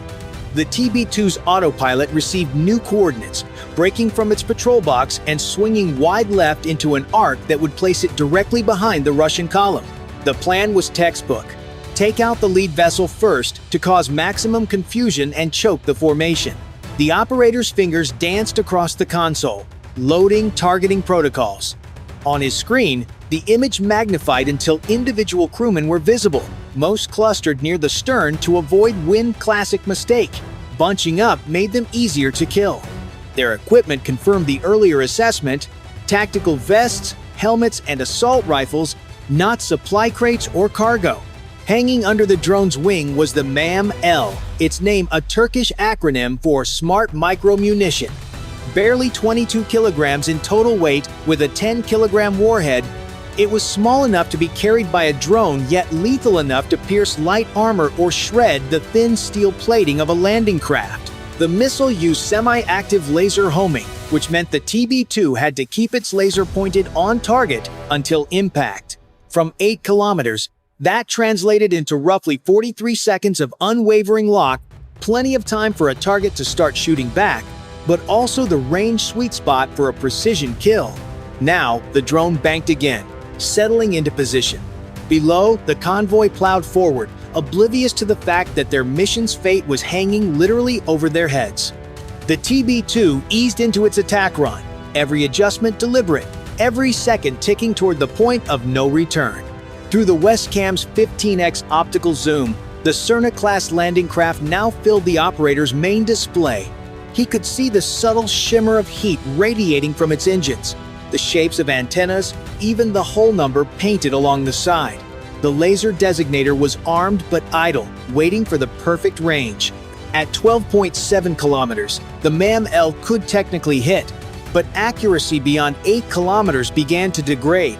Patience would make the difference between a hit and a wasted missile. The operator watched the distance countdown: 11 kilometer, 10, steady. The Russian craft held its course. No hint it knew death was spiraling above. Then, movement in the convoy drew his attention. The 2 trailing vessels broke formation, one veering north, the other south. It was a maneuver straight out of a playbook. They were setting up a perimeter. This wasn't just a landing, it was the opening of something much larger. Reinforcements? Diversionary forces? The operator didn't have the luxury of finding out. Whatever the Russians were planning, it had to end now. The TB2 shifted to align with the Cerna's axis of movement. The MAM-L performed best when fired along the target's travel path, minimizing course correction and maximizing impact precision. The operator's heartbeat thudded in his ears as the crosshairs held steady on the vessel's bridge. Wind at altitude was minimal, 5 knots at most, ideal for stable targeting. The only threat was a cloud bank creeping in from the west, but it wouldn't reach the area for at least an hour. The engagement window was as good as it would ever get: 9 kilometers. 8. The range was perfect. His thumb hovered over the release authorization when a warning flashed red across the screen. Laser malfunction. Recalibrate. It felt like someone had punched him in the chest. The target was now 7 kilometers from shore, slowing slightly for its final approach. Every second lost was ground gain for the enemy. Without the laser, the missile was just dead weight. The operator's hands moved on. Instinct, laser off, laser on, forced the system through a self-test. 5 seconds, 10, laser operational. The green light returned. Now it was just a matter of locking on again before the window slammed shut forever. The crosshairs locked back on the Cerna's bridge, the laser designator flooding it with invisible energy. Target data stabilized. Yet, something about the boat's profile bothered the operator. The deck was overcrowded, far too many bodies for a 30-man infantry detail. Along the gunwales, strapped down with thick cargo netting, sat large waterproof crates. They weren't standard ammunition boxes. Whatever they were, their secrets would be revealed in precisely 43 seconds. At 4:47, the MAM-L slipped from the TB2's wing mount. Its fins snapped open with a crisp metallic crack, the missile seeker instantly scanning for